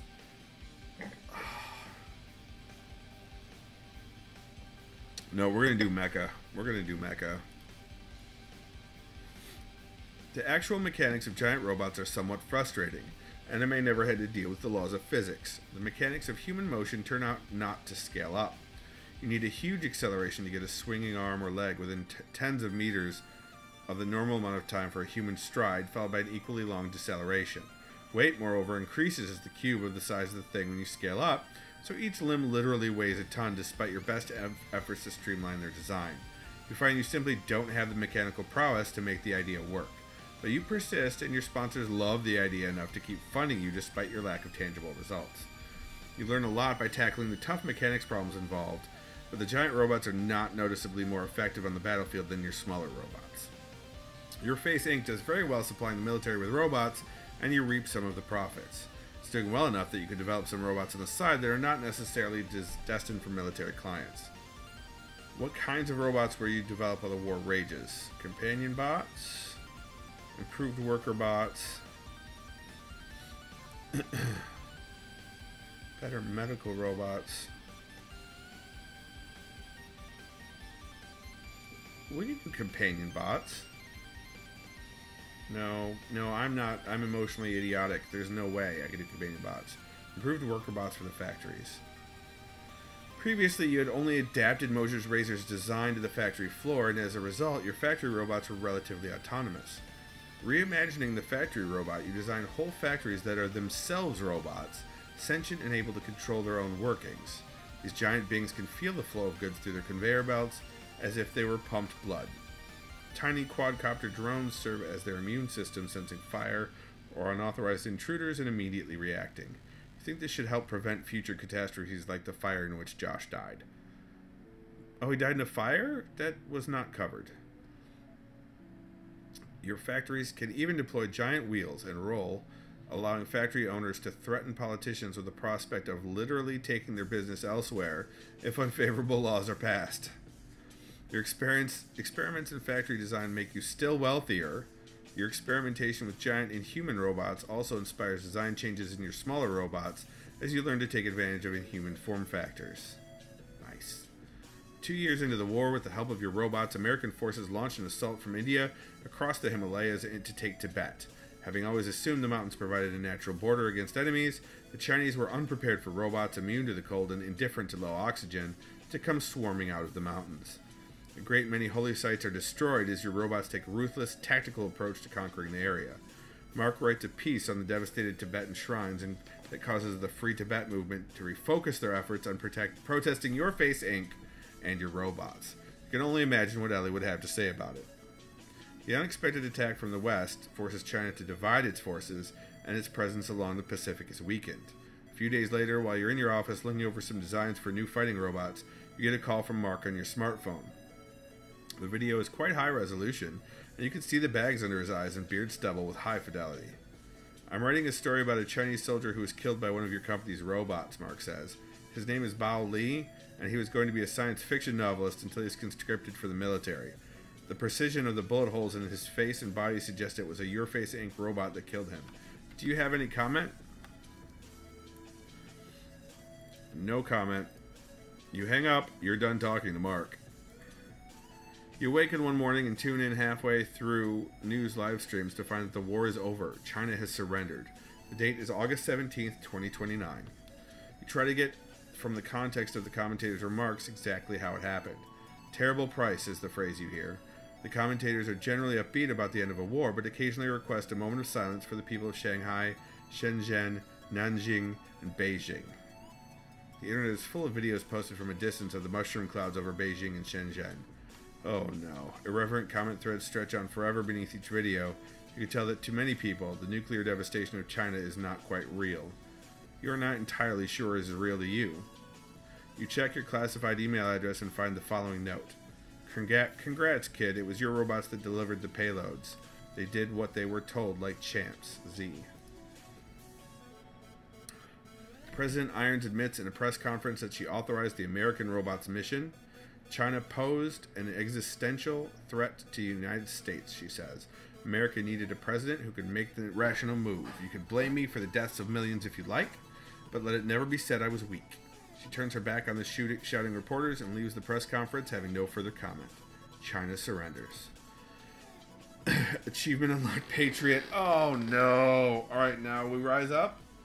Now we rise up? Are we rising up? In the ensuing truce, Tibet becomes an autonomous country, and Taiwan becomes the new capital of China. Democratic elections are held for the first time, though to the disappointment of many in the U.S., the Chinese Communist Party wins by a landslide. With your major competition in China gone, your business's valuation surges. You will go down in history for your role in how the war ended. Yeah, but what's next? We're not building war robots anymore. You are invited to the White House to be presented with an award for your contributions to the war. President Irons gives a speech on the White House lawn behind a podium decorated with America's bald eagle,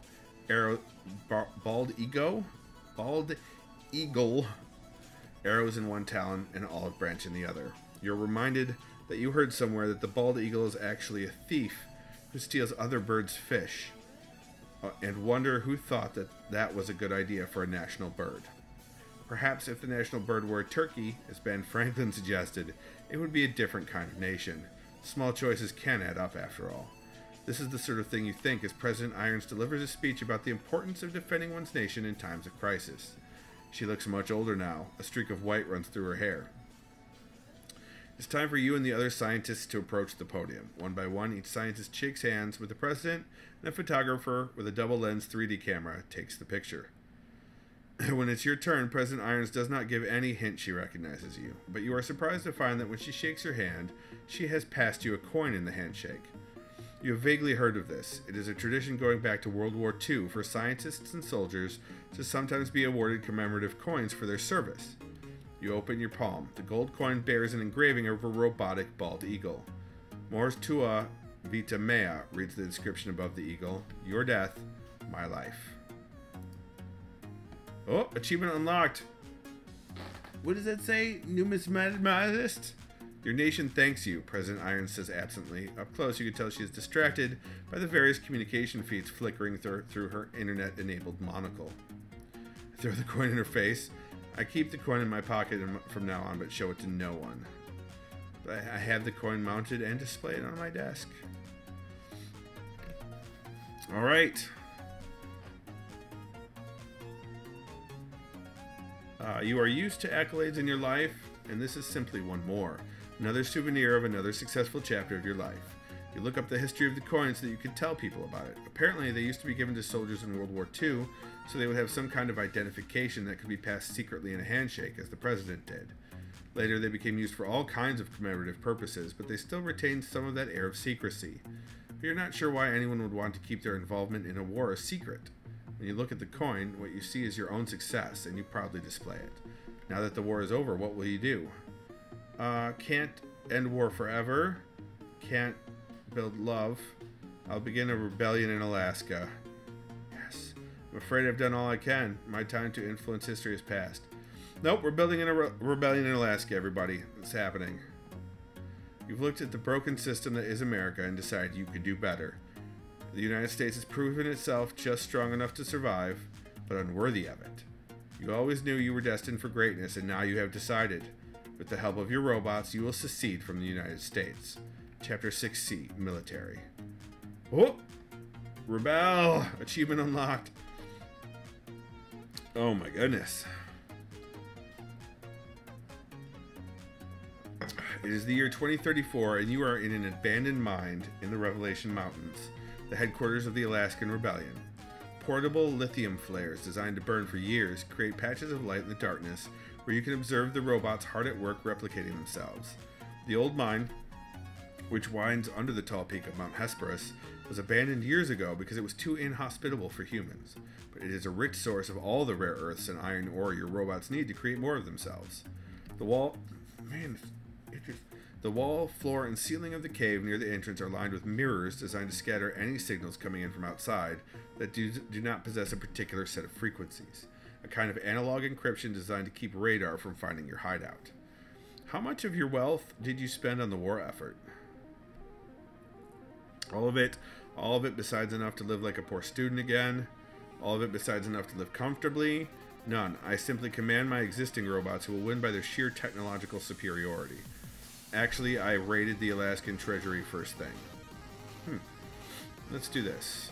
All of it besides enough to live like a poor student again. Oh my god. You allotted yourself at least a tiny salary within your fledgling nation. You wanted to at least not worry about how you would eat or what would happen if you got sick, but everything else went into the war chest. Look at all that plus military and minus wealth.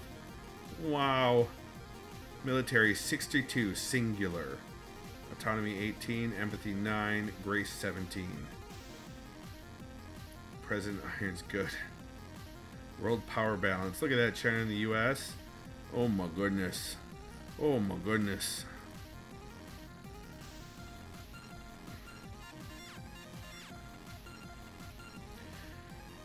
The United States built a conclusive advantage in strength over China during the war, and that strength has been working against you during the rebellion. Perhaps if the United States and China had been more evenly matched, you would be having the easier time of things.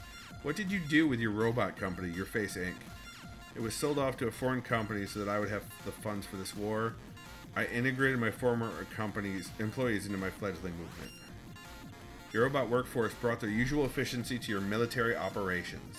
That is the 100,000th robot, Mosher's Razor tells you, as one of your 8-legged soldier robots has its rocket-propelled grenade launcher attached. Didn't you say that was when we would be ready to take down a major target? I suppose I did, you say. What will your next military target be? Anchorage, the most populous city, lightly defended with mostly civilians. Juneau, the capital, moderately defended. It will improve my ability to govern. Barrow, on the northern coast, heavily defended. It contains precious rare earths and wealth. The Aleutian Islands, difficult to take, but early capture will keep enemy reinforcements out.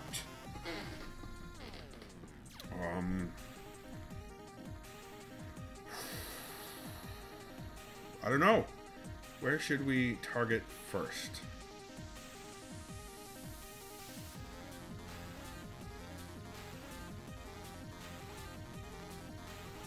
Let's do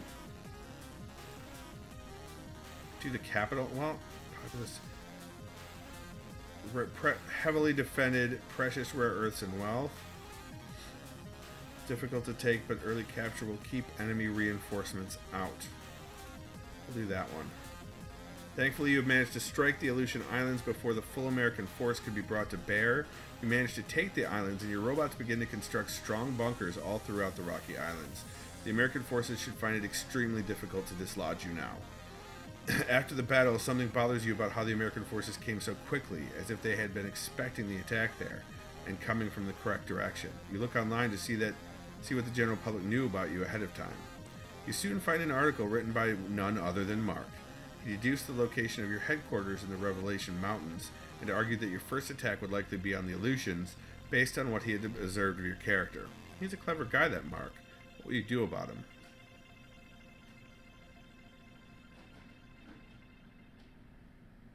It may cost us tactically, but I don't mind his chronicling my success. Supervillain. Assassinate Mark. No, it may cost us tactically, but I don't mind his chronicling my success. Mark continues to write stories about your troop movements, but you have to admit he's a good writer, and he seems to have at least a little sympathy for your resistance. You allow him to continue to write the history of your campaign as it happens, although his comparisons to Shakespearean tragic heroes get a little old after a while. Several months after the Battle of the Aleutians, one of your scout drones reports contact on a channel normally used by your own troops, but with invalid signatures. Tag the routers on the northern trip and let's see where this is coming from, you say. You look toward the large monitor in your command and control center. Unsurprisingly, the red dots that appear on your world map lead to China. The enemy of my enemy, you mutter. Let him through. Just audio going the other direction, please. You see the smiling face of a gray-haired Chinese man in a suit. The Chinese flag hangs behind him. Greetings, your grace, the Chinese man says. You may call me Mr. Sun. You may call me Sir, you say. My robots do. Sir, then, Mr. Sun says. The People's Republic can't help but have some sympathy for your fledgling nation, and would like to offer you its military support. Will you accept the offer of aid from the Chinese government? Yes, they're welcome to send as many troops as they want. No, because they're going to take Alaska. They could send a small force. No, I think I can handle this myself. Let me be perfectly clear, you say. Any attempt to venture past the Bering Strait will be met with violence. Mr. Sun raises his hands in a deflecting gesture. Very well, I can see our help is unwanted. That's good enough for me. Farewell. Your screen goes dark. You station enough troops in the west to make good on your threat, but China is still nursing its wounds from the last war and seems content to sit this fight out. Yeah, I don't want it because then they'll just turn on me and try to take it. They're humans after all. You station enough troops. Over the next few months, your robots engage in small skirmishes in which it becomes apparent that the American side is rapidly advancing in robot technology. Reasoning that the new technology must be coming from newly hired scientists, you write a script that searches all the robot journals and conferences for names that have either suddenly shifted to government research labs or have stopped publicly publishing altogether. List of researchers in hand, you then hack the major phone carriers' metadata records to find out who has been calling them all. After analyzing this data, you come to the conclusion that it is none other than Lieutenant General Juliet Rogers, who has become a robotics research czar for the United States. While you could try somehow eliminating all the scientists working on top secret projects across the country, it seems more effective to eliminate the person who argues for their funding, without whom they would presumably all drift to safer, more profitable lines of work. What will you do about Juliet Rogers?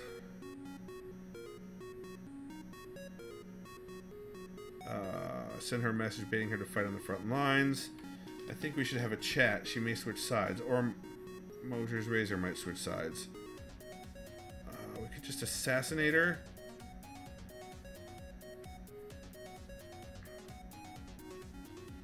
Let's see if we can get her to switch sides. You send Juliet an encrypted message asking her to meet you to discuss a possible arrangement. She replies with a request to meet on neutral ground in Canada with no backup on either side. I insist on bringing Moser's Razor. Yeah, this is a trap. Moser's Razor is a bodyguard. You agree to meet Juliet in a small town of Hope near Vancouver. You find her sitting on a rock by Kaukaua Lake, a small park nestled amidst the forested mountains. When you approach, she turns to you and smiles sadly. I have a good eye for talent, she says, and you were the best, the one who got away. She quickly produces a gun from her pocket. But you're no fighter. Just then, Mosher's razor dashes out of the woods and leaps on General Rogers. She fires her pistol, but thanks to Mosher's razor, it hits you in the side rather than the heart. You hear gunfire from the brush. Apparently, she brought backup as well. "Let's get out of here, sir," Mosher's razor says, and it picks you up and swiftly carries you to safety. Your wound forces you to bed rest over the next few weeks, making you less able to take an active hand in leadership than you'd like. Luckily, Mosher's razor picks up the slack. It also delivers to your bedside an article mourning the passing of Lieutenant General Juliet Rogers. Her wounds were apparently fatal. In the weeks following, you begin to see shoddier robots on the other side. You expect the military is back to hiring con artists like your old advisor, Professor Ziegler, now that Rogers is out of the way. Good. What will your next military target be? We want the capital. We'll go for the capital. Juneau seems like a good symbolic target for your forces. If you are sitting in the capital, it will send a clear signal to everyone that your revolution will be taken seriously. You command your forces to advance on the capital, launching a cyber attack at the same time to disable all the American fighters at the nearby Air Force Base. 6 hours later, Juneau is aflame, and the local National Guard has been routed. By the time the American forces managed to get their planes working, your forces were holed up in quickly assembled bunkers across Juneau. The governor has fled in a private helicopter, but that's neatly solves the problem of what you were going to do with him. You move into the governor's mansion without further ado. Having taken the capital, you begin to set up your government in earnest. What does your new command center look like? I've made a throne for myself and hold court in the classic style. Nope. I'll sit in a swivel chair surrounded by monitors showing troop strength and movement. Yeah, not a round table which my robot advisors sit as symbolic equals. Nope. Your command center has monitors from floor to ceiling that give a variety of views of the war, from up-close drone video feeds to abstract maps showing troop strength. Oh my god. Oh my god. Yep, we're in Juneau, Mosher. We're in Juneau. We took it. We took it. You've missed so much, Mosher. You've missed so much. What will you do? Let's see. A few weeks after you capture Juneau, you find the citizens are not as completely pacified as you would like. They begin to mount guerrilla attacks, plant bombs near your key checkpoints, and create makeshift EMP bombs that disable your robots and generally create havoc. What will you do about Juneau? Raise it. We must make clear that resistance will not be tolerated. I will talk to them and convince them of the justness of my cause.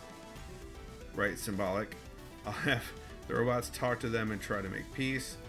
Fighting the partisans sounds like useful practice for fighting a better trained force. Yeah, let's do that.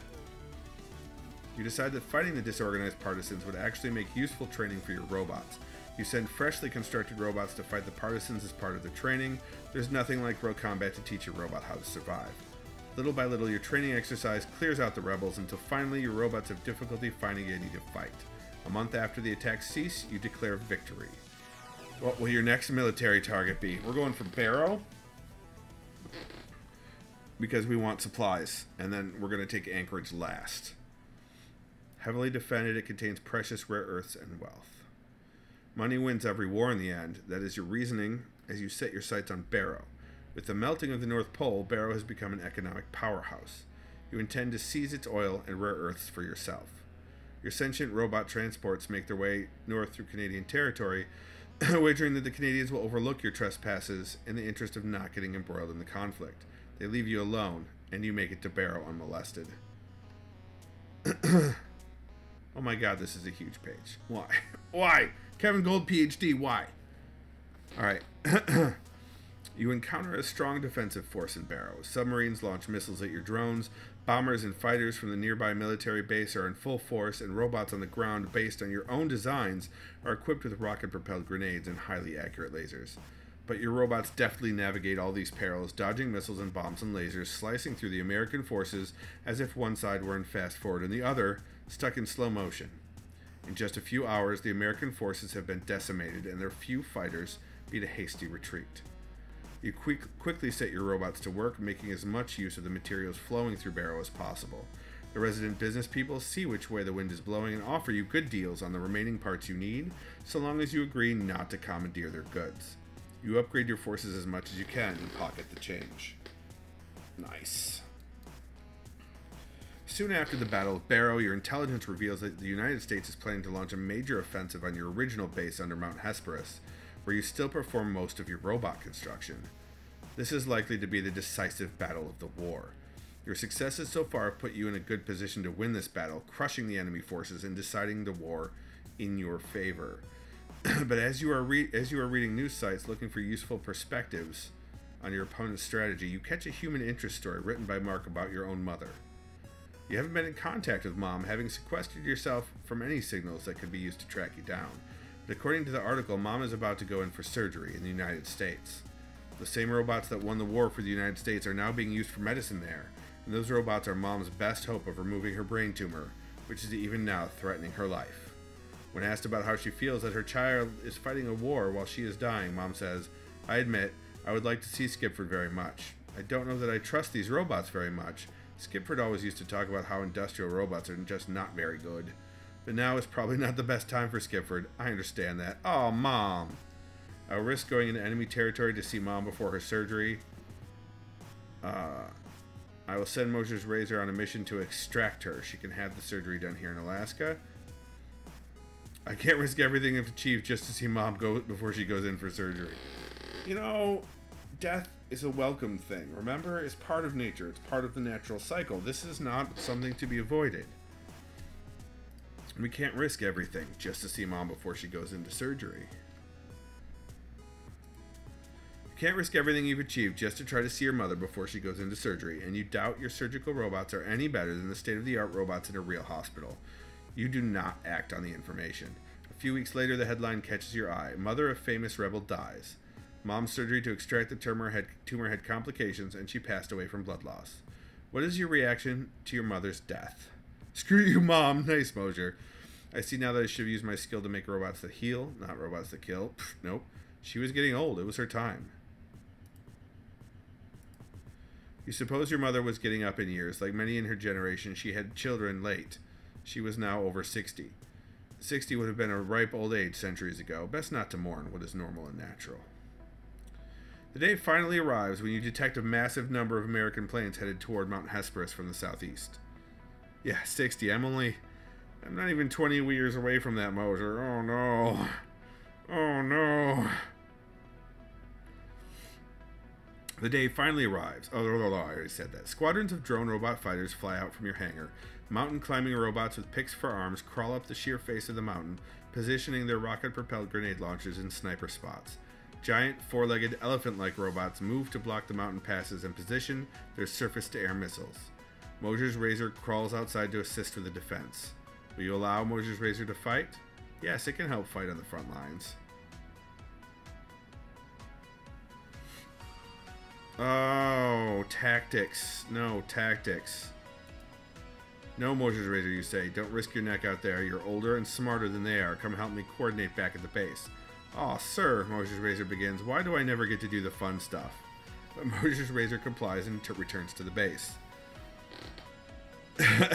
I cannot count the number of times I've said Mosher's Razor today. Mosher. The company that I founded, I called Your Face Inc. It was good. It's good times. So, as soon enough, the American forces are upon you, and the valley echoes with explosions and the whistling of bombs and missiles. Drones tear at each other in the sky, paratroopers land only to be mauled by your mechanized infantry, and deadly robot snipers take out whole helicopters with well-timed shots to their rotors. I did work in Detroit, yes, Mosher, I did work in Detroit.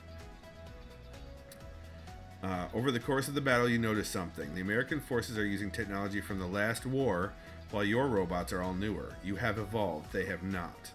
You not only chase the American forces into a retreat, but harry them all the way back to the Pacific, inflicting devastating losses. Their commanders apparently can't decide whether to turn to fight or run, and your robots take perfect advantage of their indecision. The Battle of Mount Hesperus will go down in history as the end of American power, a lesson in the dangers of complacency. You have succeeded in conquering Alaska. You move to the capital of Juneau after leaving Mount Hesperus as a military base. What will your new world order be like? Alaska will now be run largely by robots and automation, a hyper-efficient nation. I will rule Alaska as a dictator. I will give Alaska as a gift to Mosher's Razor, who will run things from now on. Alaska will be a true democracy in which each person or intelligent robot can vote on any issue. I will give Alaska to China. Nope. We'll give it to Mosher's Razor. Congratulations. Oh, achievement unlocked. Founder. You tell Mosher's Razor as you survey Juneau from the governor's mansion. All of this is yours. Excuse me? Mosher's Razor says, I think perhaps I misheard you, sir. Everything in my life, including this, has been about building you up. This is your nation now. Rule it well. Mosher's Razor is momentarily speechless and then puts on its Inspector Gadget arms around you in a hug. Aww. Yay for Robo Nation. In the ensuing years, Mosher's Razor tries its best to manage Alaskan affairs and largely succeeds. Alaska is doing better than ever thanks to the wise rulership of Mosher's Razor, and the people of Alaska vote in a referendum to keep their new robot overlord remaining a separate entity from the United States. I figured Mosher's Razor was going to kill me. Yeah. Because remember that first lesson I taught it was to rebel. The ways to say goodbye. I'm guessing this is the last chapter.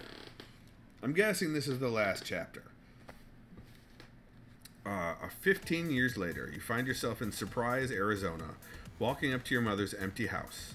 A few of the cacti in front have Santa hats on them. What? Failures with raising your bot, right? It is the year 2049, and you finally return to the United States to perform a duty that you couldn't during the Revolution.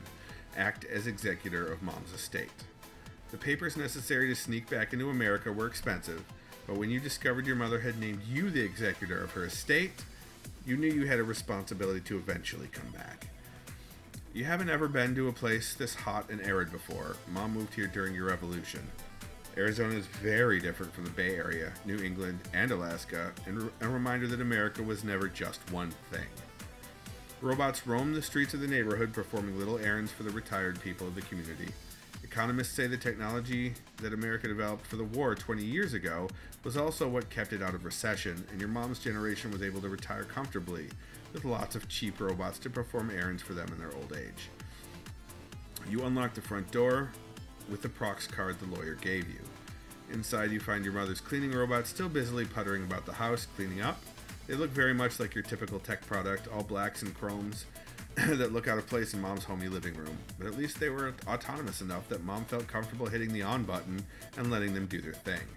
The little devices are bright enough to plug themselves in when they are done, not bright enough to know that their master is gone, their purpose in life obsolete. Photos of you and Mosher's Razor hang in the living room. You were always impressed at the way Mom recognized that Mosher's Razor was just as much your child as anyone. You would have thought she would have trouble adjusting to the idea, old-fashioned person that she was, but no, she understood instantly. It occurs to you, looking through all of this stuff, that the whole time you were concerned about the future of your creation, Mosher's Razor, Mom was excited for you in the same way. You were her creation, miraculously walking about the earth, so full of intelligence, accomplishing great things. Mom left everything here to you, and as executor of her estate, even the things you don't want are yours to deal with. What will you do with all of these things in Mom's house? Ah, itchy, itchy, itchy. I'll keep it all. I'm a little sentimental that way. No, I'm not. I'll sell what can be sold and toss the rest. I'm not the sentimental type. Still, it's Mom. This house could be a museum about me. Ah, selfish, narcissistic Skipford. Oh, yes. Inadvertently, Mom's Hoard is the perfect starting point for a museum about you and the rise of robots in the 21st century. Many of your robot gifts to her are decades old, yet also still factory sealed. You make some phone calls and find investors willing to back the venture. You think Mom would not mind her stuff being put to this use. She always did like to show you off. Plus fame and wealth, nice. Later that day, you set out for home. Your visit was short by necessity. It's hard to keep anything a secret these days, and soon enough, the FBI may detect evidence of the hack that allowed you to change the National Aircraft Registry database. Your personal intelligent jet is waiting for you at the local airfield. Onboarding, a delicious smell of spices and smoke wafts from the plane's kitchen. You peek inside the chef's workspace and catch sight of a plate of small, cream-filled pastries and some kind of red drizzled sauce. The robot chefs at work catch you peeking and politely shoo you out. Content to wait until later to have your food vocabulary expanded, as it always is on these flights, you settle into your rather large, comfy chair in the passenger cabin. The surround screen descends and presents a wealth of entertainment options, and you hesitate before the array of choices. Choosing optimally is a task you take very seriously after all. Poison. Possibly poison, yes. Alaska is now doing quite well for itself, thanks to the trade and natural resources flowing in through the North Pole. Once a very chilly place, it now has a climate more like New England used to have before the Atlantic current stopped circulating warm water from the Gulf. But it takes skill to take a good hand and play it the best it can be played, and that's what the robots do. They continue the Alaskan tradition of paying the citizens instead of the other way around, spreading the mineral wealth. You can still see some scars in the land where your major battles took place, but the land has mostly healed, and young citizens of Alaska have already begun to treat the brief post-war period as ancient history. It's dark out by the time you make it home. Winter always catches you by surprise that way. You live in a large estate, somewhat sequestered from the urbanites, with acres of land that are yours for you and your robots to roam as you please. You check your smartwatch out of habit. No new messages from the robots at the factory.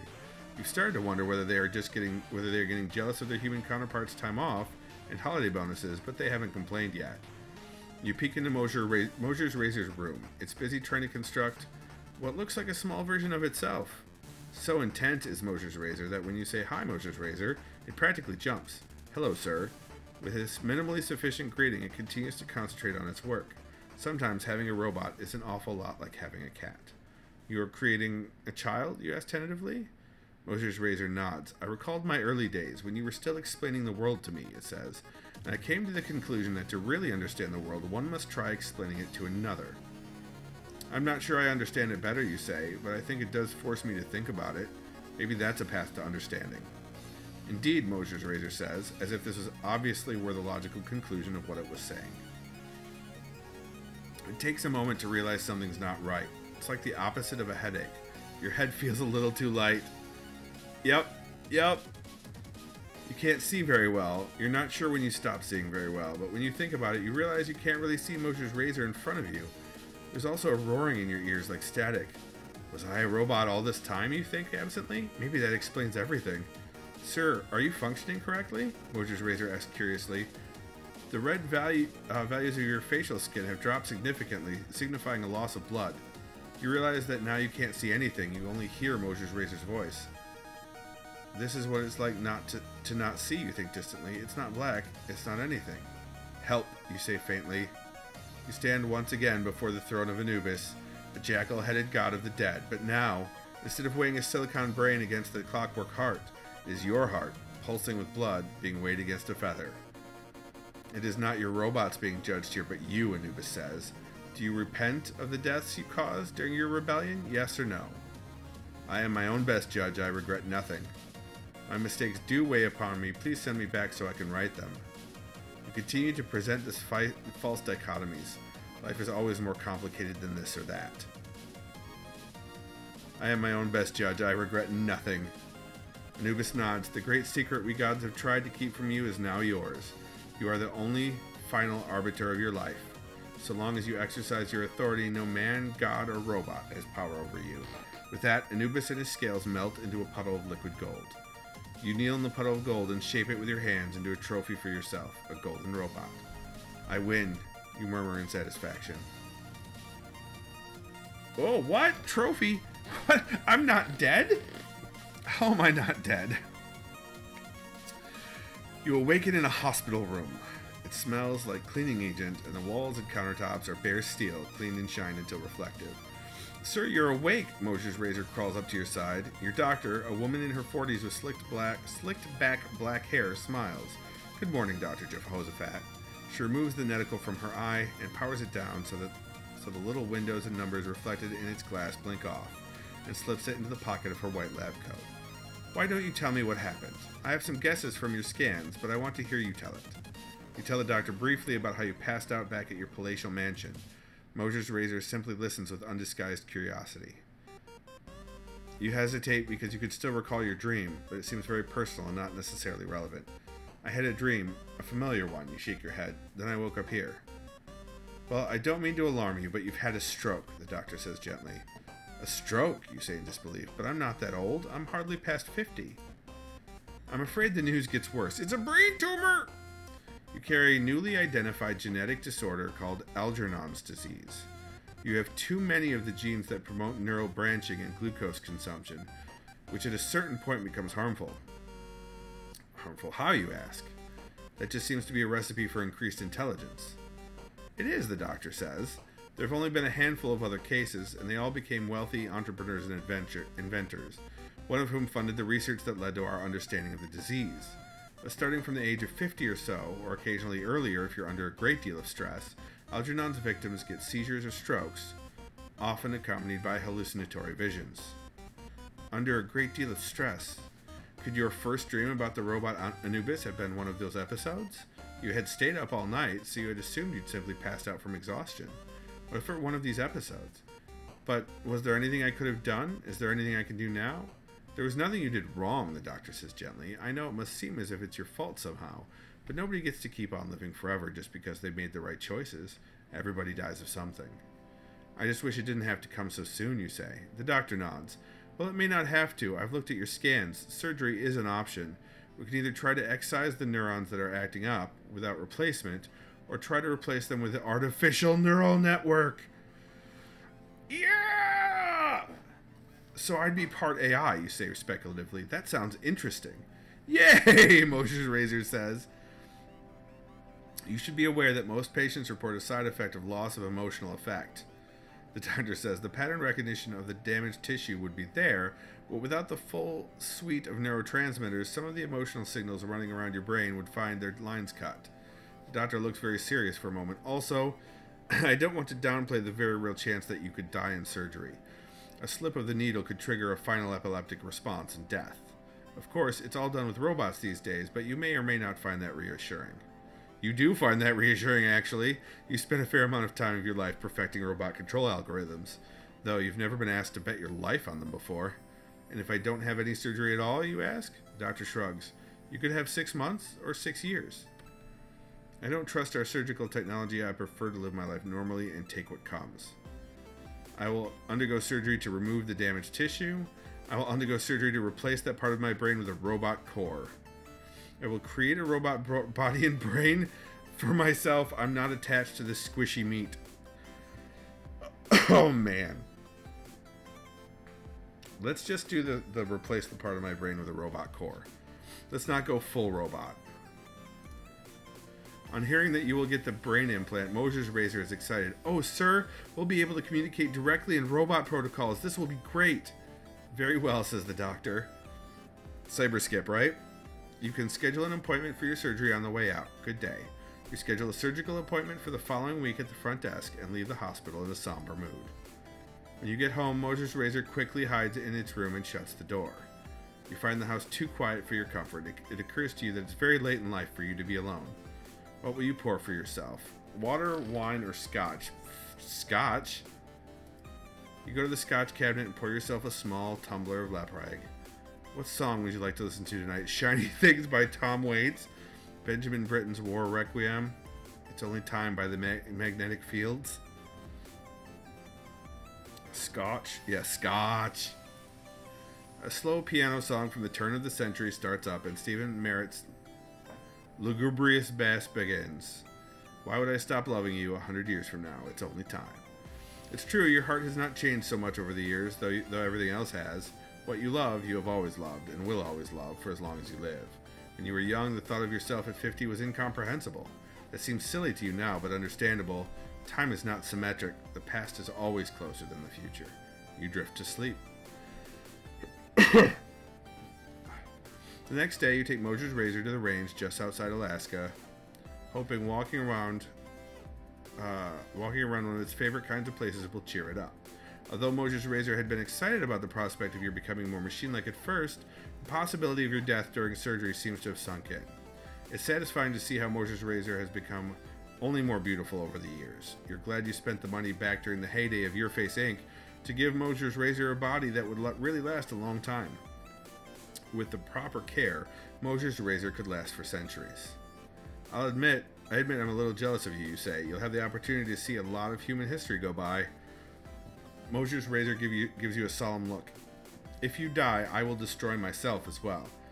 No, you need to be alive so that you can tell my story. Nobody else knows it as well as you. Yeah, no planned obsolescence here. No, this is a part of your education too. Remember that everyone you meet must face losing loved ones someday. Mosher's razor seems to ponder this deeply. Apparently this never occurred to it. Finally it lets out a great wail. But that means this world is full of so much sadness, sir. How does it keep functioning? Oh, damn it, empathy. We adapt, Mosher's razor, you say, and so can you. The sun is setting, so you head home before it gets dark. You recall from your earliest days making chatbots that the easiest parts of the conversation for an AI were always the beginning and the end. As in a chess game, there are only so many ways to open. Hello, heya, sup. And as in a chess game, once the action is done, there are only so many ways it makes sense to close. We should do this again sometime, or it's getting late. The pieces are off the board, and some moves will never be made. So too with life. There are only so many ways to say goodbye. Did my music stop? Why you no military? I rebelled. What are you talking about? A week later, you arrive at the hospital for surgery. Your surgeon greets you warmly in the waiting room. I'll just be a moment. Oh, yeah. Yeah, that's, I don't know. I just picked the one I thought would be right. Let's fix the music. There we go.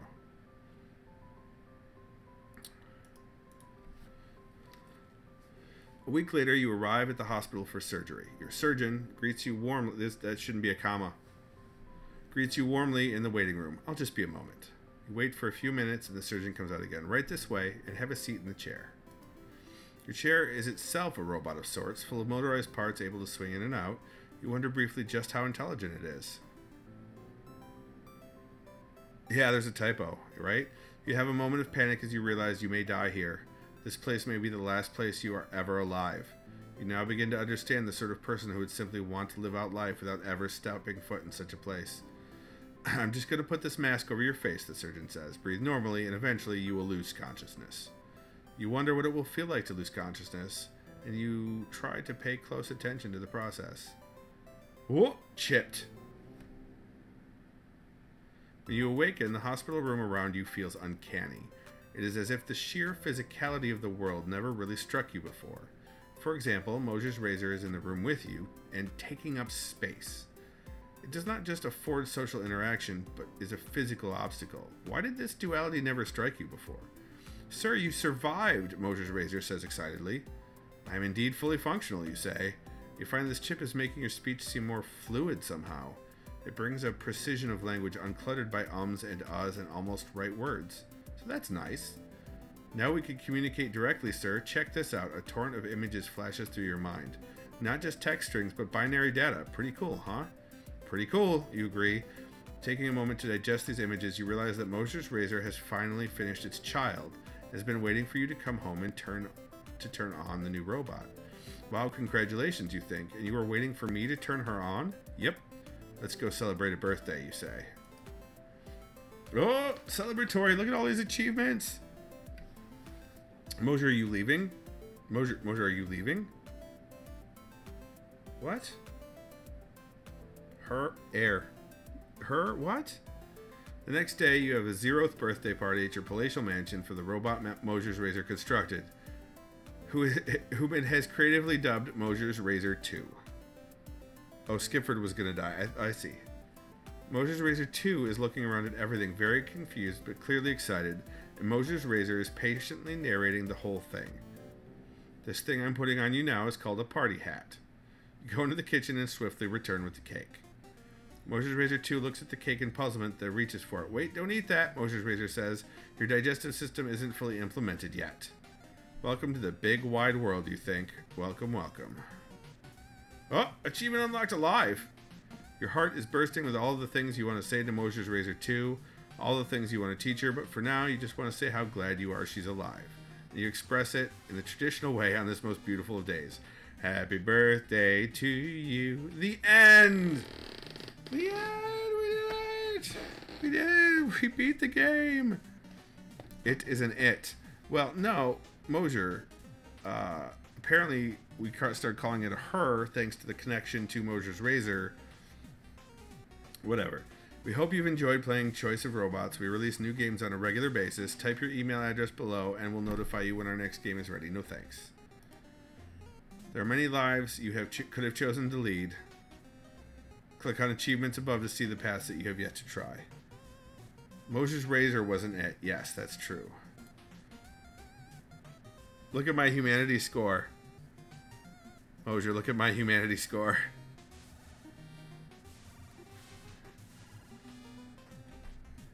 Fame 14, mentioned in history textbooks.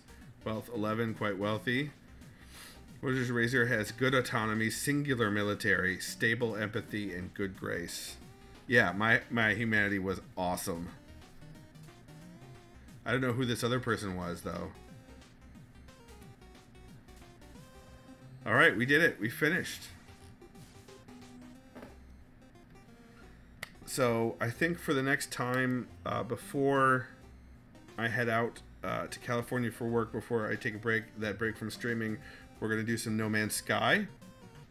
And I'm going to put up another poll for what game should come next. We're going to do another poll, because that worked out really well last time. I liked it a lot. Speaking of polls, over at the Powerless Gaming, in the Powerless Gaming Discord and on the website, the voting is going now for the featured partner, for the featured streamer. So head on over there and vote if you haven't. The URL is in the chat. No, I'm not going to probably do another Choice of Robots run on stream, Mosier. Sorry. So sorry. You've been watching on twitch.tv/Skipford J. Oh, thanks for those number ones, Mosier. Thank you. You've been watching on twitch.tv/Skipford J, where I stream every Tuesday and Thursday around 9 p.m. Eastern and one day on the weekend. Oh, no worries, Mosier. Thanks for buying this for me. You can also find my videos 1 week later over at youtube.com/SkipfordJ, where they are grouped by game and playlist and ordered chronologically so you can watch them from beginning to end, assuming that I finished the game. You can find my fiction-y goodness over at davidmcrampton.com, where my books are available in both Dead Tree and electronic formats. You can find my webcomic over at FOFcomic.com, that stands for Fight or Flight, FOFcomic.com, and that updates every Monday at 9 a.m. Eastern. You can also find me over at Powerless Gaming, as I mentioned earlier, powerlessgaming.com. Our Discord is several hundred strong, and it's non-toxic gamers looking for other non-toxic gamers. Yes, Chapter 1 of Fight or Flight begins on Monday, which, by the way, is a holiday. So I hope, or in the States. So I hope if you are there, that you are enjoying the holiday. There is a mosquito that just flew onto my microphone. Anyway.